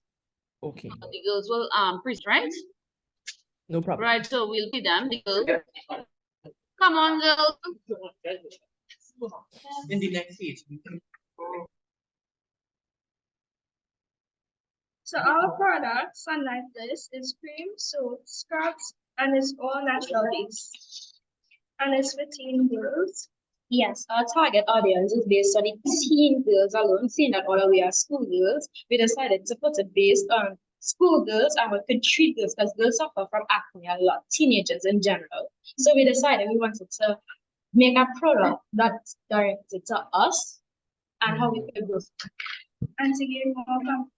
Yeah, Also, boost your confidence. Also, our brand value is durability and yes, our unique selling point is that it have no chemicals and it have no animal experimentation. It's all natural based by no chemicals. That means like most things are like added chemicals because when you're exposed to chemicals, they tend to break out more and we didn't want that happen. So we decided we just wanted it all natural. So more we are skincare and then we'd be like, you know, how most I use Johnson's for example, because most people just get cancer from Johnson's. So we decided we wanted it natural so people won't get sick. Okay. And our catchy tagline is every girl deserves to be beautiful in her skin. I had a song, but I won't sing it because why would you sing it? You're done inside, you're done invested. What are you talking about? Do the thing. Give me the jingle. Okay, let's go. Every girl deserves a beautiful. Okay. Actually. But every girl deserves to be beautiful. Bottom line, every year deserves a chance to be beautiful in the basically. Right. We competing with the boys, so And hope we buy a thing that is a female, You know, and this is our logo here. We smile together. Oh, so our cute. logo. Look at it. Look, Miss ladies, that is so much, good. Miss. There's no problem. Thank you so much. Before you go, one quick question. Why did you decide? So you all decided to do this product because this is something that's personal to you, or is it something that you see happening a lot and you want to solve that problem? Miss, I see it not happening to teen girls because some teen girls, the confidence and some of them insecure about the face and they be like call themselves ugly when they are naturally beautiful. Even when they have acne, they're beautiful either way because God make us beautiful in any type of way, brown, black, beautiful, Indian. Everybody's beautiful basically, and I find teen girls should feel confidential in their own skin. Right. Because everybody is beautiful. Nobody is ugly. And that is why we made the product to boost their self-esteem. Yes. Nice. That son Mary had a little lab. All right. Yes. Yes. We're back at the boy. Thank you for having us. You can have a gentleman of Williams. Hey, Papa. Okay.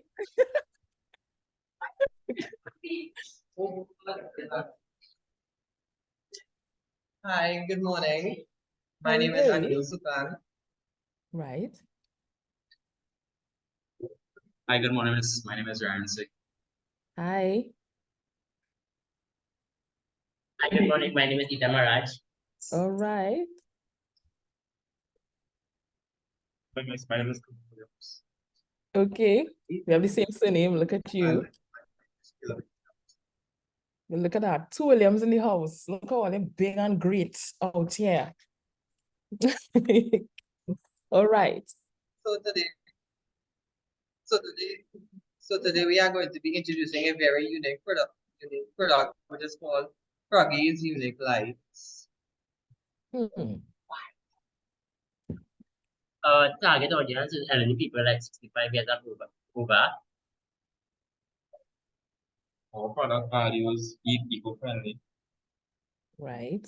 Unique selling points requires less energy products, less blue lights, decreases electricity bills, and it has an automatic sensor at night. So when somebody enters the room, the room lights up. On for itself. Oh, it comes on for itself? Yeah. Papa. So we're going to get tagline.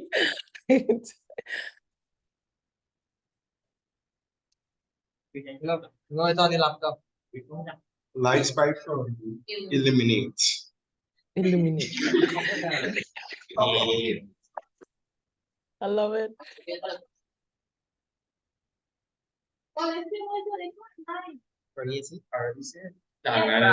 Just the froggy lights by froggy illuminate.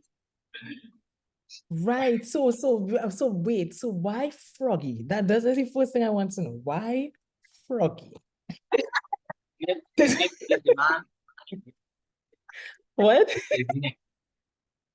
Hello, sir. Keelan. Why Froggy?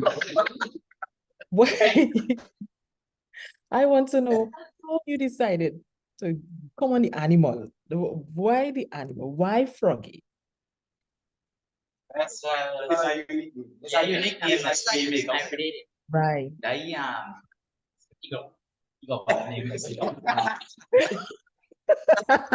While exposing the boy. Okay. So he Froggy, and so you all decided to sing and know it's Froggy's Unique Lights. And I like it. 65 years and over makes sense, you know, if you do all that bright lights and if people's eyes and stuff illuminate. We get the point. Okay, great work.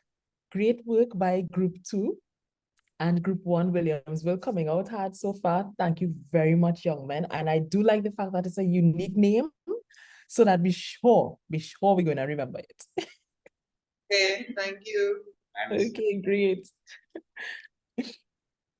Thank you, Miss. You're welcome. All right. So who else is going to go? Because I can start calling them. My screen have names. My screen have names. You know?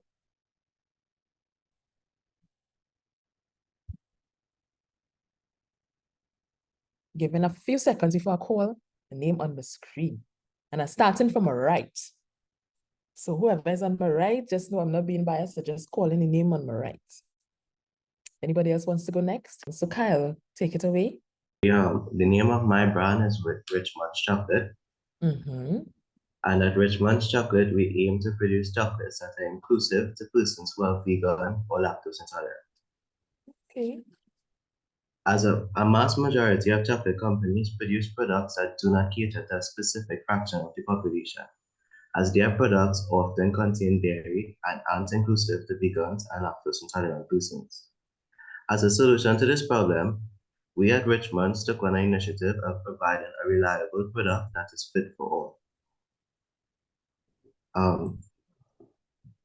Not only do we provide a wider variety of products, as well as allocating to the needs of more persons nationwide, but our prices are far less expensive as compared to other leading brands of chocolate in Trinidad and Tobago. Our great taste is another leading factor in our brand. And the tagline is Richmond's Chocolate, where we care for you. That's awesome. That's awesome. Very well thought out. This is something that's personal to you, or this is something that you've seen happen, or you have someone you know, or family or friends that experience this, love chocolate but can't eat it. Something that's personal. Someone that's personal. It's nice that you did a product based on a pain point of someone else. Sometimes we do things for ourselves, but when you do it for other people, then you can definitely find a niche that you could target. So I appreciate this very much. Very good work. Very well written, very well articulated. Good job. You may want to consider actually doing it, because I don't believe that there are many chocolates in Trinidad and Tobago that are actually this way. So if this is something you're looking into, you may be a budding entrepreneur that could, and that also goes for the teams before. Just note that there is never enough products on the market. So if you can make yours unique enough, you can actually become an entrepreneur. And then you'll still have to do your PR and marketing and all of that. I'm just saying. But these are very good products that I'm seeing here today. So I'm proud of you all. Thank you very much, Kyle. Okay, Amaria, you said you're ready, so you're next. That's Daniel today. Okay, miss. So my company name is Hair Palace, right? Like a cover logo I try to do, right? It says your locks are your glorious crown, so treat them like royalty. Papa. My tagline is my hair, my care. The targeted audience is anyone with hair, doesn't matter. It's anyone with hair. Exclamation mark. I like. Okay. Some of the products are bonnets, durags, pillowcases, hair scarves, hoodies, hats, right? Right. Okay, okay. We are a diverse hair care brand that specifically provides hair care products targeted to maintain proper hair health at an affordable price. We believe you should not have to sell an arm and a leg to maintain your hair. You know the struggle. You know the struggle. You know the struggle. Go ahead. Yeah, miss. So basically, right, miss, in Trinidad and Tobago, not everybody know how to take care of your hair. You go in Pennywise, you buy all kind of leave-in conditioner, all kind of moisturizer, and you still end up with dry hair, your hair breaking out, your hair falling out. But Talk it's to me. it's them way deeper than that. It comes like how you treat your hair on the daily. Like when you're lying down in bed, you just lie down on a regular pillowcase, but you need a silk pillowcase to protect and keep the moistures in your hair. You need a good bonnet to sleep with when you're not coming off in the night and you're lost in it. Proper durag for fellas with the You must have banners. Okay. Okay. Proper durags for fellas with waves who trying to wave the hair, but it's not waving. And I don't know how it waves. Okay. Hoodies, when rain falling and you try to put a hoodie over your head and you take it off, your hair in a mess, but with the silk lining, your hair will stay neat. Same thing with the hats. My key selling points is we are all inclusive for all hair colors, textures, and lengths. Affordable, but still great quality, nothing cheap.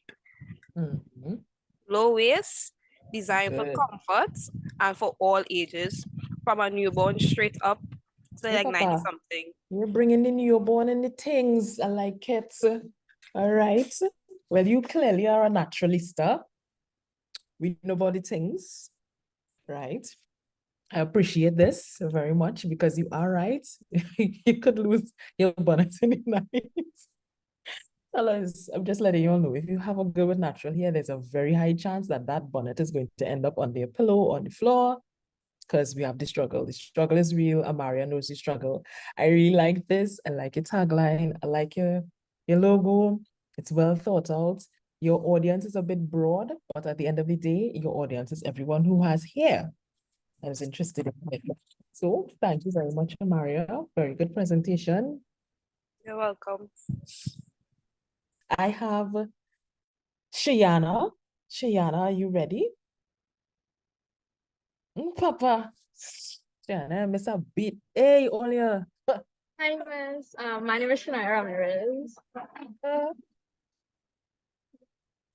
This is my product is Ninja Tech Masters Ageless Wisdom. It is a mobile game designed for persons 60 years or over with limited knowledge of the technology that is all around them. So basically, when elderly persons maybe they decide to upgrade and buy a touchscreen phone, this could be the first app that they use to help them get accustomed to using their features on their devices, getting into social media, learning the basics, emailing their family members and contacting their family members over different sources of social media. Nice. The brand values empowerment to empower them so they don't have to pester their grandchildren and children to help them out. They don't have to pester them. Okay. It includes the inclusivity as it teaches it teaches the elderly how to use the devices. So they are not the only ones that know things. So the grandchildren can't show up on them either. Right. And just the basic education of them. And how it teaches them how to use their devices and such. The selling points, it is made directly for them, not for anyone else's use. It's made for them. So it starts them from the ground up and builds them up as they go. And they will be able to apply their knowledge that they have learned on the app. The tagline is unleash your inner ninja, tech ninja. You turn the grandpa and the grandmas into ninjas, look you. Okay. Okay.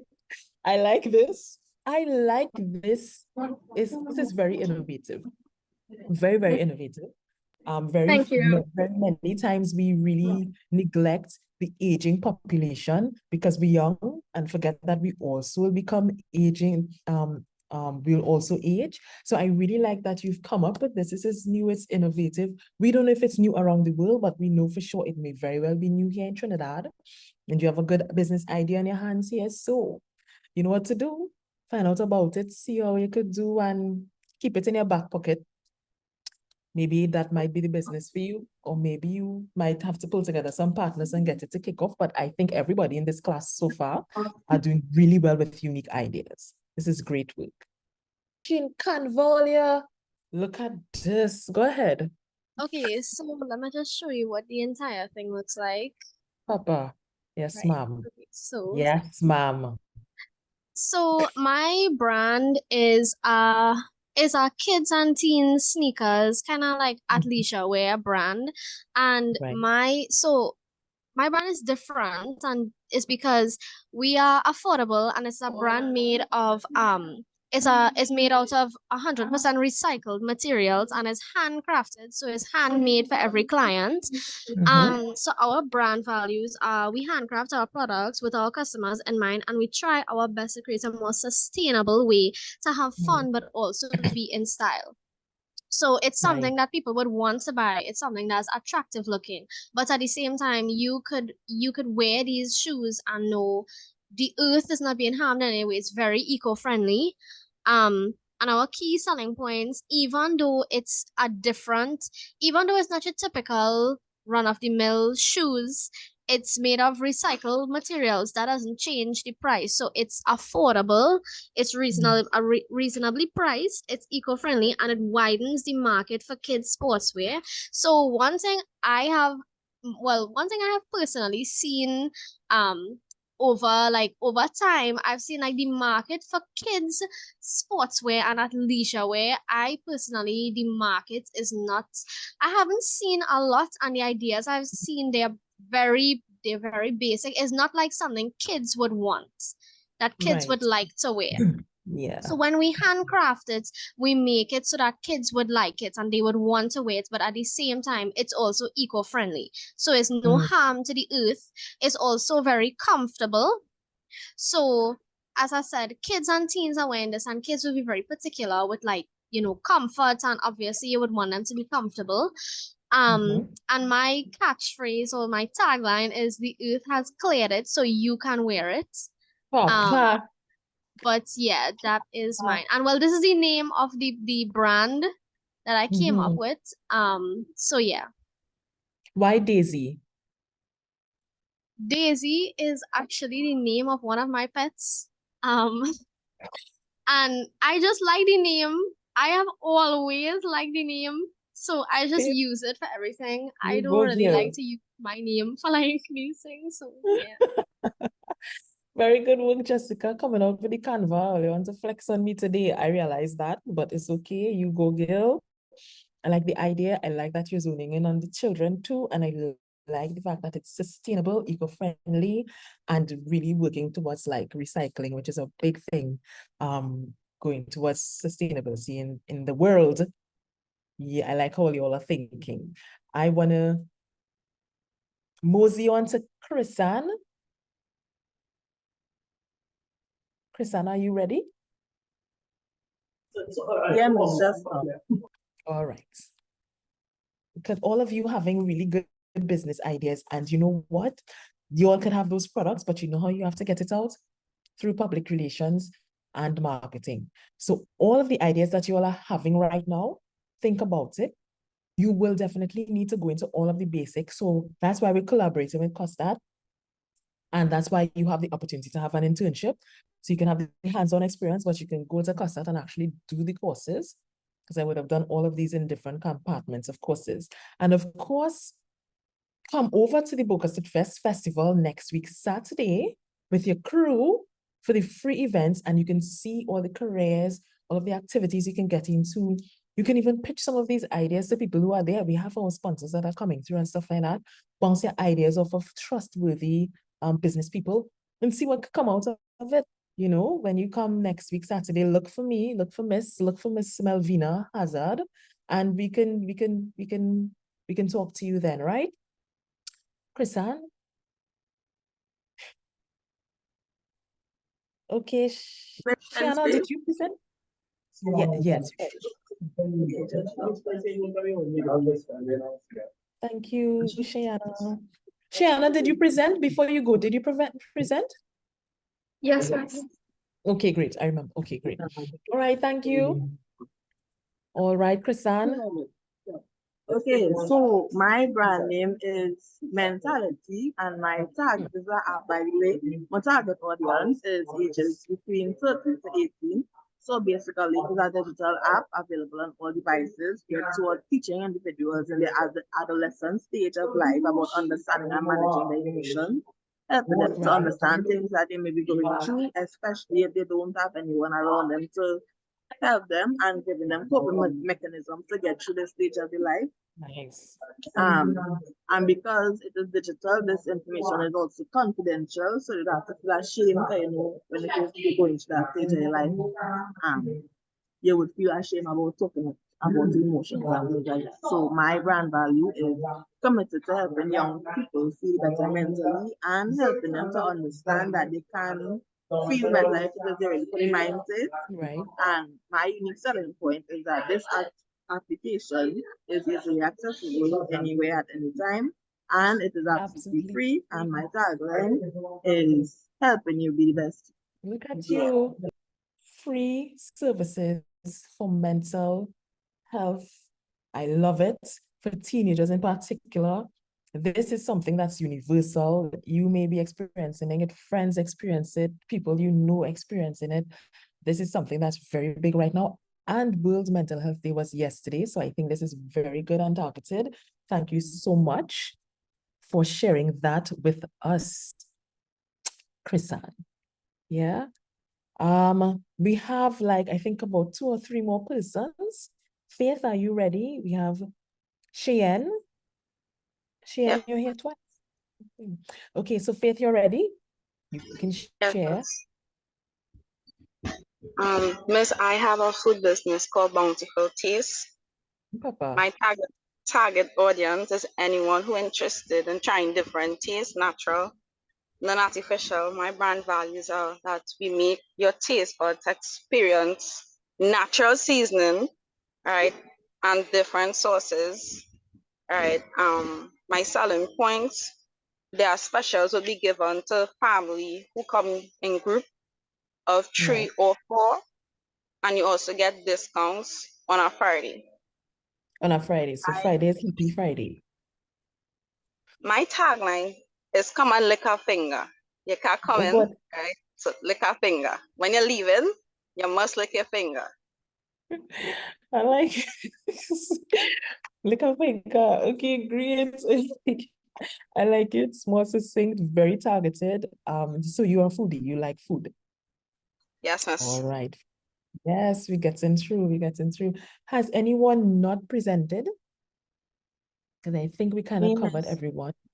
Me, Chien. Right, Chien. Take it away. It is on your screen. Sure.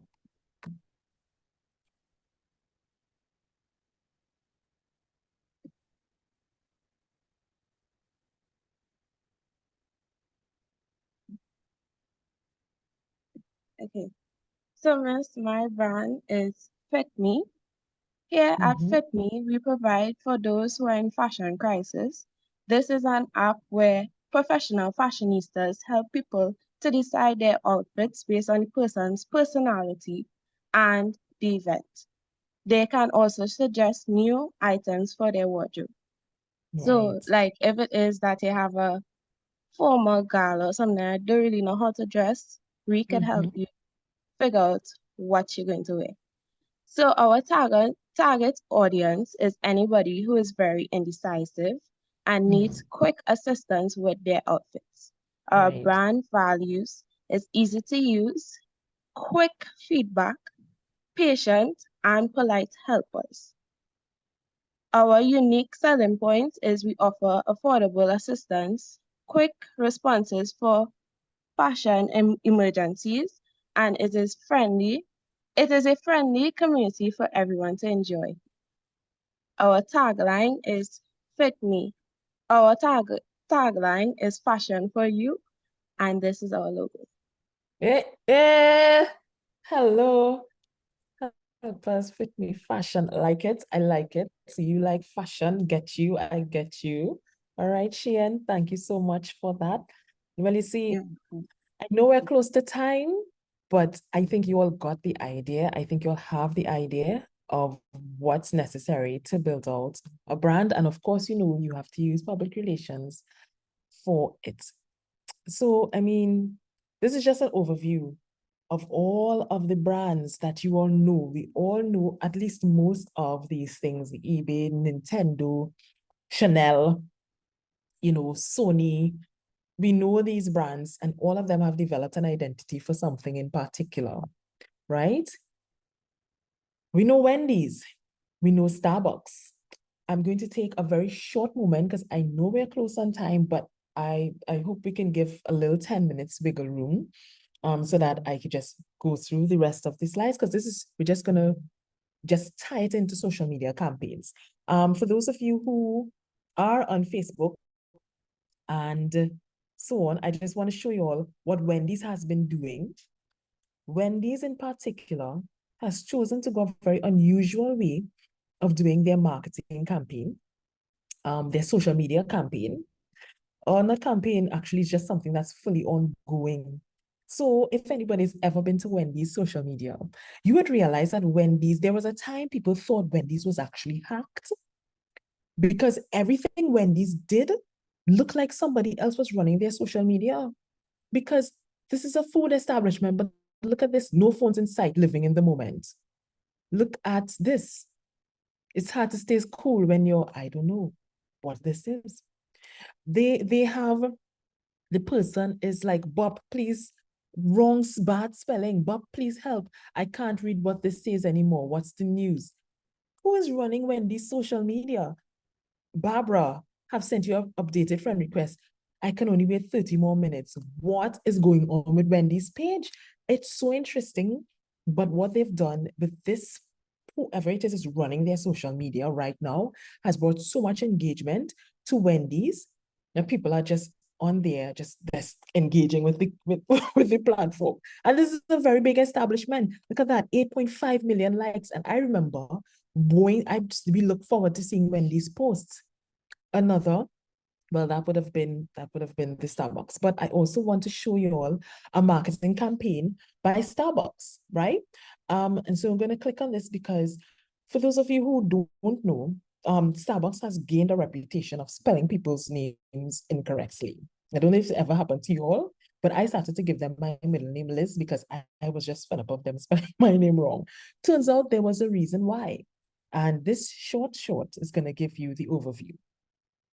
The dark truth about Starbucks. I'm sure we've all had our name spelt wrong from Starbucks, right? Well, yeah, they do this on purpose and for a reason you'd never expect. So multiple Starbucks managers have come forward and said they do it for marketing.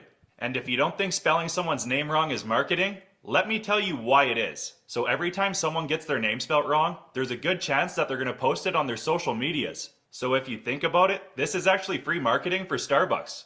Now, after seeing someone's name spelt wrong, it's just human nature for you to want to go to Starbucks to see how they spell your name. So the next time you get your name spelt wrong from Starbucks, look them in the eyes and tell them, I know what you're doing. Subscribe for more. So, how many of you can put in the chat, knew that this is the reason why Starbucks has been spelling your names incorrectly? What's this? Did any of you come into contact with this? No. Okay, and the Youth Fest thing is in the chat, just in case you want to. No, you did not know. Well then, now you know.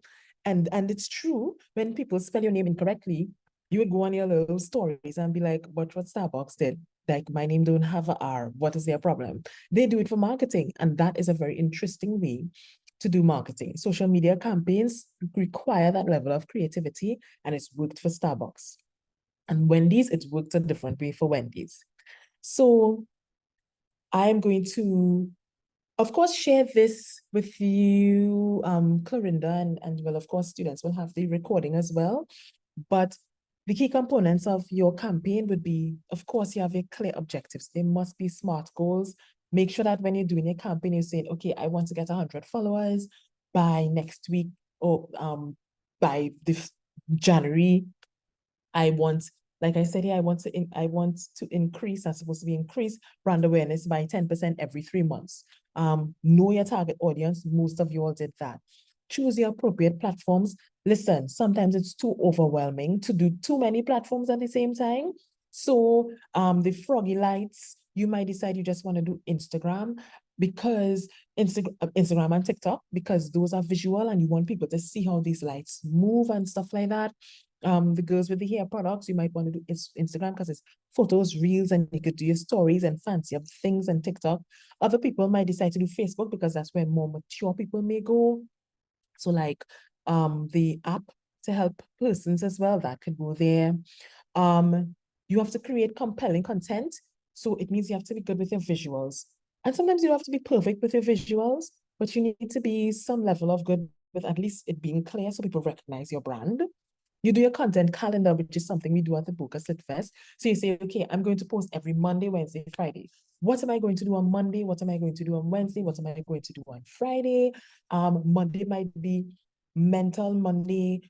Wednesday might be Activity Wednesday, Challenge Wednesday. Friday might be Good News Friday. And then you plan out for the rest of the week and you can schedule in Meta, Facebook and Instagram if you use that platform. You can save it in a drafts on TikTok, things like that. And then you interact with your audience. I mean, of course, we know this. You comment on posts, you share posts. So you might want to like people when they comment on your posts and share your posts, tell them thank you. Even send them a message in your inbox when you're now starting your wonderful products, which you've all shared. So these are different ways that you make sure that people just get into your community, get to know your brand, get to be connected to you. You know about the hashtags, you know why the hashtags are there. And for those who don't know what hashtags are for, hashtags are a way of tracking something. So sometimes you can see it on Instagram, you can actually follow a hashtag just as much as you can follow a person or you can follow an account, right? So when you make hashtags, it makes it easy that if you want to search back for something in your campaign, there is this unique hashtag that's for you. So cool, what was mine? What was mine? Something cool win. I'm gonna get it, and I didn't get my tagline yet to Williamsville. Liz Cool Win could be a hashtag, so that's my product. And then the things that I do could be hashtags as well. Of course, we know about influencers. So if you want your stuff to get out there in a short space of time, there are people who have enough people following them that you can just ask them. Of course, they will require some sort of, so you might have to give them services for free, or well, not for free, but you know, in like a barter, or they may ask you for some sort of payment, but they can get it out for you, and that's more cost effective. And storytelling, of course, all of those wonderful reasons why your product or service is different from others are a part of your story as a brand. And that's the brand that you developed and you're going to tell in your PR campaigns when you're building the relationships and when you're doing your marketing so you can get your sales, right? And these are the last set of things that you do. Of course, you have to monitor all the time. Monitor, go back into it, refine as you go along, encourage people to participate. So in cases like that, user-generated content would be like what Starbucks did. They did something to cause people to make content for them. Or you can do a little challenge or something like that. And so people really push your products or your service. And then you use different types of ways to send your message. One day it might be an infographic. Maybe it's a timeline with nice little things that happened as your product, as your company grew. Or you do your reels, or you just do a picture, or you could go on a podcast and talk about it. Podcasts are getting big. I don't know how many of you know about it or listen to them, but those are good ways to go. This is one campaign. I don't know how many of you know about the First Citizens National Poetry Slam. You could probably put it in the chat. Look out for it. It's going to come back again in January for the call for auditions. So for those of you who like spoken word poetry or want to view spoken word poetry, look out for this.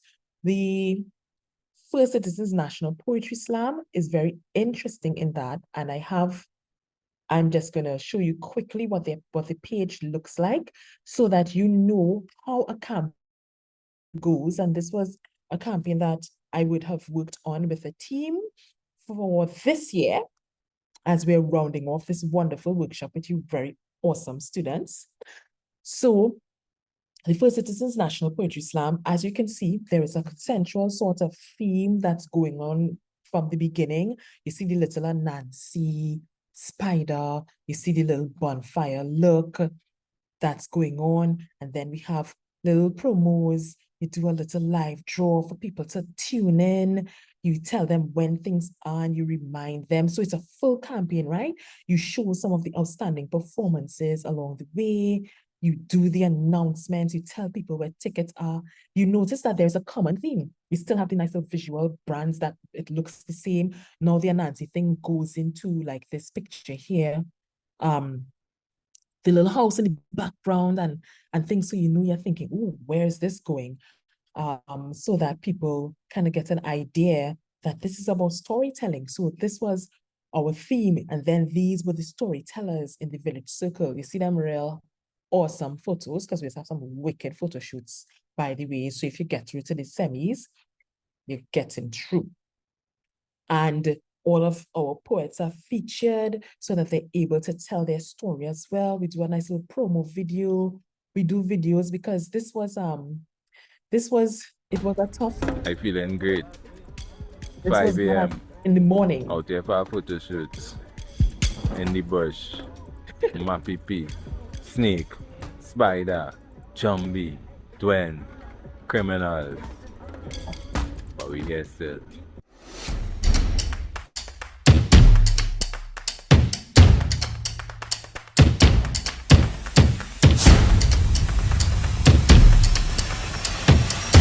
Enjoying the experience so far. I'm glad that I got this far in the competition, being the youngest in finals and entering for the first time and getting into finals. That's really cool. Yeah.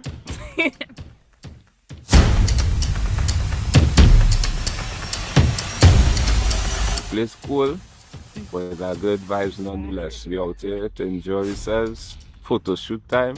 We ready for the April 30th to stick. We ready.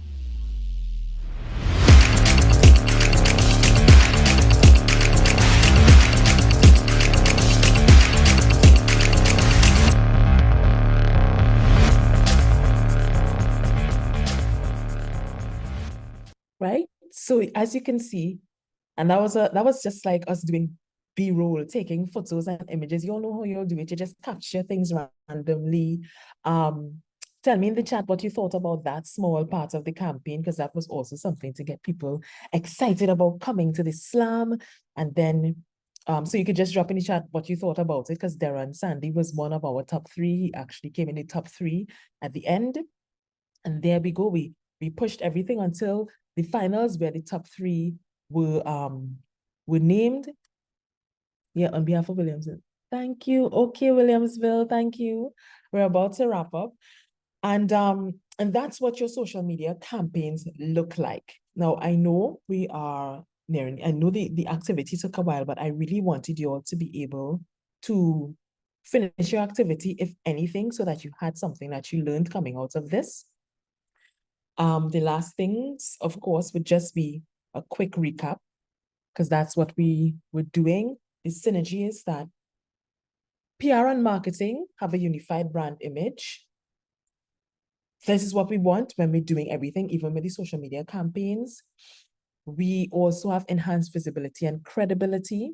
Your activities, your media coverage, your marketing efforts, your social media campaigns, all of them come together for the brand's visibility. And once it's consistent, people trust it, your audience become accustomed to you. There's also strategic communication, which we talked about. We manage the process. We develop the promotional materials. We do the campaigns that give real-time communication with your people, like we saw with the comments there. And then we align all of them so that it becomes synchronized and everybody just keeps seeing the same messages across everything. And then we engage with our audience and our targets, because those are the ones we're reaching out to. We want to make sure that what we do resonates with them, right? And the PR just supports that on the front. So even the people who are not on social media are seeing you anyway. All your brand elements are same across all platforms. And then people will continue to speak to you. You'll be able to refine what you're doing, and you make a solid campaign. And of course, you use your data, you adapt accordingly. So you get that valuable data from the insights. You make sure your brand image is aligned, or you realign your strategy to make your brand image exactly what you want your people to see. You analyze the data to inform how you do your next set of campaigns. And there we go. So thank you, everyone. I know that this was a packed workshop, but I am hoping that it got through. I saw that it resonated, and I'm really hoping that you all continue along this passion. Keep being creative. Keep helping your friends, family, look around, look for those things that you want to delve into and help people with. You never know. You may have a lot of marketing and PR professionals here, social media managers here, and also entrepreneurs who know what to do with their brands when it's time for them to have that. So again, thank you so much.